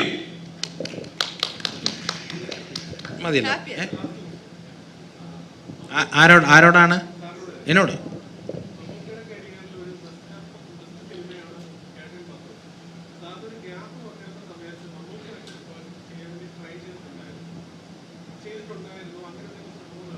ഉണ്ടായിരുന്നു. കായൽ സാമ്പ്രാട്ട് എന്നൊരു സബ്ജക്റ്റ് ഞങ്ങൾ പ്ലാൻ ചെയ്തു. അത് 3 റൈറ്റേഴ്സായിരുന്നു. അത് കഥ ഷാജി പാണ്ഡവത്ത്, തിരക്കഥ ഡെന്നിസ് ജോസഫ്, സ്ക്രിപ്റ്റ് ദാമോദരൻ മാസ്റ്റർ. അത് ഏതാണ്ട് മൂവായി ഒരു ഫൈനൽ വന്നതാണ്. അപ്പോൾ ആ സമയത്ത് ഇത് കുറച്ച് കാര്യങ്ങൾ കൊണ്ട് അത് വർക്കൗട്ട് ആവാതെ പോയി. എന്നോത്തല്ല, ഇത്രയും കോസ്റ്റ് ഒന്നും അന്ന് താങ്ങത്തില്ല. അന്ന് ഈ പറഞ്ഞാൽ മമ്മൂക്ക മമ്മൂക്ക നല്ല സ്ട്രോങ് ആണ്. പക്ഷെ എന്നാലും നമുക്കൊരു എബോവ് നമ്മുടെ കാൽക്കുലേഷൻ്റെ മുകളിലായിരുന്നു എൻ്റെ പ്രോജക്റ്റിൻ്റെ കോസ്റ്റ്. ഇപ്പം മോഹൻലാലിൻ്റെ പ്രോജക്റ്റ് കാർത്തികേയൻ മാറിപ്പോയത് അതുകൊണ്ടാണ്. അതൊരു ഡാമിൻ്റെ സെറ്റ് ഇടണം, ഹെലികോപ്റ്റർ ഫൈറ്റ്, കണ്ടെയ്നർ, അതിൻ്റെ മേളിൽ ഫൈറ്റ്, ഇങ്ങനെയുള്ള സംഭവം. അതുകൊണ്ടാണ് അന്ന് അത് നടക്കാതെ പോയത്. ഇത് നല്ല സബ്ജക്റ്റ് ആയിരുന്നു. കാരണം കായൽ സാമ്രാട്ട് ഞങ്ങളൊന്ന് ഫോട്ടോഷൂട്ടൊക്കെ ചെയ്തതാണ്. മമ്മൂക്ക ട്രിപ്പിൾ റോളായിരുന്നു, ഒരു അച്ഛനും 2 മക്കളായിട്ട്, ഒരു കർഷകൻ്റെ ഒക്കെ നല്ല സബ്ജക്റ്റ് ആയിരുന്നു അത്. അതിപ്പോൾ ഇനി ഇരിപ്പുണ്ട്, പക്ഷെ ഇപ്പോൾ ഇനി വീണ്ടും വർക്ക് ചെയ്തെടുക്കണം. അതുകൊണ്ട് സംഭവിക്കാതെ പോയതാണ്. മമ്മൂക്കയുടെ എൻ്റെ സബ്ജക്റ്റ് സ്ക്രിപ്റ്റ് വർക്ക് നടന്നുകൊണ്ടിരിക്കുകയാണ്. ഒരു ഇടിവെട്ട് സാധനം വരും, ഈ വിരട്ട് സാധനം ഇപ്പോൾ വരും. ഈ ഒരു പടം കൂടെ ചെയ്യണം. ഈ IPS ഒരു സാധനം കിടപ്പുണ്ട്. പിന്നെ ബാബുവിനെ വെച്ചിട്ട് ഞാനൊരു സാധനം സബ്ജക്റ്റ് എല്ലാം പ്ലാൻ ചെയ്തിട്ടുണ്ട്. ടൈറ്റിൽ പറയാമോ? ബോബ് ആന്റണി എന്ന് പറഞ്ഞിട്ട് സബ്ജക്റ്റ്. അതായത് ആക്ഷൻ എന്ന് പറഞ്ഞാൽ ഇന്നും മലയാള സിനിമയിൽ അല്ലെ ഇന്ത്യൻ സിനിമയിൽ ഇങ്ങനൊരു ആക്ഷൻ പടം കണ്ടില്ല. സബ്ജക്റ്റൊക്കെ റെഡി ആയിട്ടുണ്ട്. അത് കഴിഞ്ഞാൽ മമ്മൂക്കയിലേക്ക് പോകും. അതിന് മുമ്പ് മമ്മൂക്കയുടെ ഡിസ്കഷൻ ആണ്. മോഹൻലാലായിട്ട് വലിയൊരു പ്രോജക്റ്റ് ഉണ്ട്, അതിൻ്റെ ഒരു സബ്ജക്റ്റൊക്കെ ആയിട്ടുണ്ട്. ഇത്രയാണ് എൻ്റെ. അത് കഴിഞ്ഞാൽ ഞാൻ ഈ സിനിമ ഫീൽഡ് വിടുകയാണ്. അതാണ് എൻ്റെ ഒരു കാൽക്കുലേഷൻ. അത്രയേ ഉള്ളൂ എൻ്റെ സിനിമ. ഈ പടങ്ങളിലൊക്കെ ഞങ്ങളുണ്ട് വിടില്ല ഞങ്ങൾ. ഞങ്ങൾ സിനിമ ഫീൽഡ് ബാബുവിനെ വിടാൻ സമ്മതിക്കത്തില്ല. ഇതിനൊരു സിനിമ എന്ന് പറയുന്നത് അതൊരു ഓൺഗോയിങ് പ്രോസസ്സാണ്. ഇപ്പം തന്നെ ക്ലിൻറ്റ് ഈസ്റ്റ്വുഡ് കണ്ടല്ലേ, 94 കണ്ടായി പുള്ളി ഇപ്പോഴും ചെയ്യുന്ന പടങ്ങൾ ചെയ്തുകൊണ്ടിരിക്കുന്നു. എന്തെന്നറിയാമോ, ചെറിയ വയസ്സ് 16 വയസ്സിൽ വന്നാണ് ഫീൽഡിൽ ഞാൻ. പ്രീ ഡിഗ്രി എഴുതിയിട്ട് പിന്നെ സ്റ്റുഡിയോ പോയിക്കൊണ്ടിരിക്കുമ്പോഴാണ് ഡിഗ്രി എടുത്തത്. പിന്നെ ഒത്തിരി പേരുടെ കൂടെ ഞാൻ വർക്ക് ചെയ്തു. 40ഓളം പടങ്ങൾ അസോസിയേറ്റ് ഡയറക്ടറായിട്ട്, അസിസ്റ്റൻ്റായിട്ട് വർക്ക് ചെയ്തു. 24-ാമത്തെ വയസ്സ് എൻ്റെ ഫസ്റ്റ് പടം ഡയറക്റ്റ് ചെയ്തു. 40 വർഷമാകുന്നു. ഇനി എന്താണ്, ഇനി ഒരു 4-5 പടം ചെയ്യുക, ബാക്ക് ഔട്ട് ചെയ്യുക എന്നുള്ള സത്യത്തിൽ എൻ്റെ ഒരു ആഗ്രഹം. അത് ഇനി ചെയ്യുമ്പോൾ ഉള്ള പടം എല്ലാം ഒരു മൈൽ സ്റ്റോൺ പടം പോലെ ആയിരിക്കണം. ഒരു സിനിമയ്ക്ക് വേണ്ടിയിട്ടുള്ള സിനിമയുടെ സബ്ജക്റ്റ് അല്ല ഇപ്പോൾ എടുത്തു വെച്ചിരിക്കുന്നത്. അത്രയുള്ള ആഗ്രഹം. ഇനിയെല്ലാം നമ്മുടെ കയ്യിലല്ലല്ലോ എല്ലാം. ഓക്കെ. പക്ഷെ സാർ ഇങ്ങനെ പറയും, സാർ ഒരു ഗ്യാപ്പ് എടുത്ത് ഇടയ്ക്കിടയ്ക്ക് വന്നുകൊണ്ടിരിക്കും. കാരണം കന്യാകുമാരി ചെയ്യുന്നതിന് മുമ്പ് സാർ ഒരു 6 years ഗ്യാപ്പിലായിരുന്നു പിന്നെ ചെയ്തത്. അത് കഴിഞ്ഞിട്ട് സാർ വീണ്ടും വരണം. അപ്പോൾ ഈ പറഞ്ഞ പോലെ അന്നും സാർ ചിലപ്പോൾ ഇങ്ങനെ മനസ്സിൽ തീരുമാനിച്ചിട്ടുണ്ടാവാം, പക്ഷെ വീണ്ടും വരും.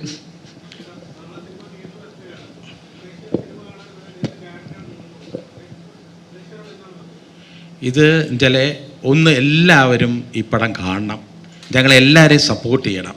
എന്നാലേ നമുക്ക് ഇനി അങ്ങോട്ടുള്ള കാര്യങ്ങൾക്ക് ഒരു എന്താ പറയുക ഒരു ധൈര്യം വരത്തുള്ളൂ.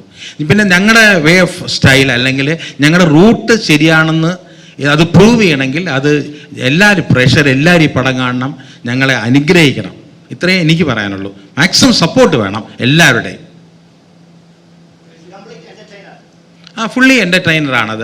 ഒരു ബോറിംഗ് പടമൊന്നും ആയിരിക്കില്ല. ആരും അങ്ങനെ വലിയ കുറ്റം പറയാൻ പറ്റുന്ന ഒരു പടം അല്ല എന്നാണ് ഞങ്ങളുടെയൊക്കെ പ്രതീക്ഷ. എന്നാലും എല്ലാവരുടെ സപ്പോർട്ട് വേണം, എല്ലാവരുടെ അനുഗ്രഹം വേണം.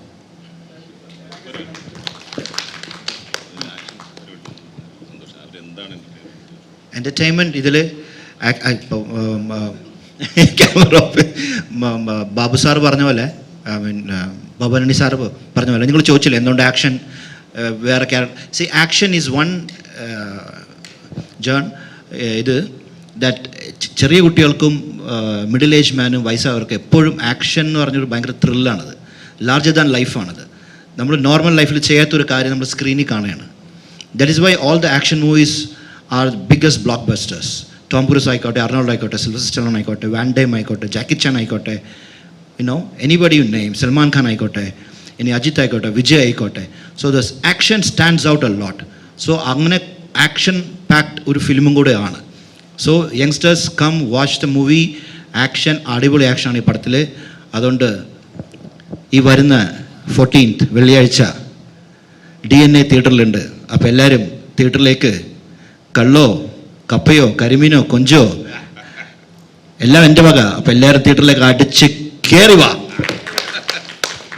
വളരെ സന്തോഷമുണ്ട്. കാരണം ഞാൻ ആക്ഷൻസ് കാണുന്ന റിയാസ് ഒക്കെ ചെയ്യുന്നത് അവർക്ക് എന്തോരം ആക്ഷൻസ് ചെയ്തിട്ടുണ്ട്, എന്തോരം കഷ്ടപ്പെടുന്നുണ്ട്. അപ്പോൾ അവരെ കണ്ട് എനിക്ക് പഠിക്കാൻ പറ്റി. ഭവനണി സാറാണെങ്കിലും അദ്ദേഹം എത്രയും മൂവീസ് മലയാളത്തിൽ കൊണ്ടുവന്ന്. അപ്പോൾ ഇവരെയൊക്കെ കഷ്ടപ്പാടുകൾ നമ്മൾ കാണുന്നുണ്ട്. അപ്പോൾ ഇവരെ കണ്ട് ഞാൻ പഠിച്ചു വരുന്നു. അപ്പോൾ ഇവരെ പോലെ നല്ലൊരു ആക്ഷൻ ചെയ്യാനും എനിക്ക് സാധിക്കട്ടെ. നന്നായിട്ട് സപ്പോർട്ട് ചെയ്യുന്നതാണ് എല്ലാവരും. അപ്പോൾ അതുപോലെ TS സാറാണേലും ആർട്ടിസ്റ്റുകൾക്ക് ഒരു ടെൻഷനും കൊടുക്കാത്ത ഒരു സിമ്പിൾ മാൻ. അദ്ദേഹം ഇത് വേണം, അത്രേ ഉള്ളൂ. അല്ലാതെ നമുക്ക് ഒരു ആർട്ടിസ്റ്റിനെ പ്രഷർ ചെയ്യിക്കത്തില്ല. പ്രഷർ ചെയ്യിപ്പിക്കുമ്പോൾ ഒരിക്കലും സംഭവം കിട്ടത്തില്ല. പിന്നെ മൈൻഡ് ഔട്ട് ആവുക. നമുക്ക് ഇത് വേണം പല ഞാൻ പറഞ്ഞ തെറ്റാണെന്ന് അറിയില്ല. പലരും പറയും എനിക്കിത് വേണം, ഇത് കിട്ടിയേ പറ്റുള്ളൂ. നമ്മൾ ചൂടാവുമ്പോൾ ആർട്ടിസ്റ്റ് ചിലപ്പോൾ ഒന്നും റിയാക്ട് ചെയ്യാൻ പറ്റില്ല. അവർ മൈൻഡ് ഔട്ട് ആവുക. ഒന്നുമില്ല ഇവിടെ. മക്കളെങ്ങനെ ചെയ്യണം, ഇത് ചെയ്യണം കേട്ടോ, ഇത് മതി കേട്ടോ, ഇത് കുറച്ച് വേണ്ട, ഇത് മതി, ഓക്കെ. നമുക്കൊരു ടെൻഷനും തരാത്ത വലിയൊരു ഡയറക്ടർ, നല്ലൊരു സ്ക്രിപ്റ്റ് റൈറ്റർ, എല്ലാ ഒരു ഫാമിലി പോലെ വലിയൊരു പ്രൊഡ്യൂസറെ നമുക്ക് കിട്ടി. അദ്ദേഹത്തിൻ്റെ കൂടെ വർക്ക് ചെയ്യാൻ പറ്റി. ഇത്രയും വലിയ സീനിയേഴ്സിൻ്റെ കൂടെ എനിക്ക് വർക്ക് ചെയ്യാൻ പറ്റിയത് വലിയ സന്തോഷം. അതുപോലെ ഹന്ന റജി കോഷി പോലെ വലിയൊരു നായിക, അതുപോലെ ഗൗരി നദ്ദയെ പോലെ അവാർഡൊക്കെ കിട്ടിയ വലിയൊരു അവരുടെ കൂടെ അഭിനയിക്കാൻ പറ്റി. അതുപോലെ എൻ്റെ പപ്പൻ, എൻ്റെ ചക്കര മുത്ത് എൻ്റെ രതീഷേട്ടൻ്റെ ചക്കരമുത്ത്. അപ്പോൾ പപ്പൻ വലിയൊരു ക്യാരക്ടറാണ് ഇതിൽ ചെയ്യുന്നത്. അതൊക്കെ സസ്പെൻസ് ആയതുകൊണ്ട് നമുക്ക് ഒന്നും വെളിയിൽ പറയാൻ പറ്റില്ല. ആരുടെയും ക്യാരക്ടർ പറയാൻ പറ്റത്തില്ല, ഇക്കടെ ക്യാരക്ടർ പറയാൻ പറ്റില്ല, എൻ്റെ ക്യാരക്ടർ പറയാൻ പറ്റില്ല. ആരെ ഒന്നും റിവീൽ ചെയ്യാൻ പറ്റാത്തതുകൊണ്ടാണ്. ഇനി ബാക്കി നാളെ റിലീസാണ്, പ്രേക്ഷകരുടെ കയ്യിലാണ്. എല്ലാവരും ഞങ്ങളെ സപ്പോർട്ട് ചെയ്യുക. ഒരുപാട് പേരുടെ കഷ്ടപ്പാടാണ് സിനിമ, ഒരുപാട് പേരുടെ പ്രതീക്ഷകളാണ്. ഞങ്ങളെല്ലാവരും സപ്പോർട്ട് ചെയ്യുക. ഞാൻ സാറിനെ കൊടുക്കാം. സന്തോഷം. എല്ലാവരും ഇവിടെ വന്ന് എല്ലാവർക്കും സന്തോഷം. മാക്സിമം നമ്മളെ സപ്പോർട്ട് ചെയ്യുക. എല്ലാവരുടെ അനുഗ്രഹം, എല്ലാവരുടെ സപ്പോർട്ട് എപ്പോഴും ഉണ്ടാവണം.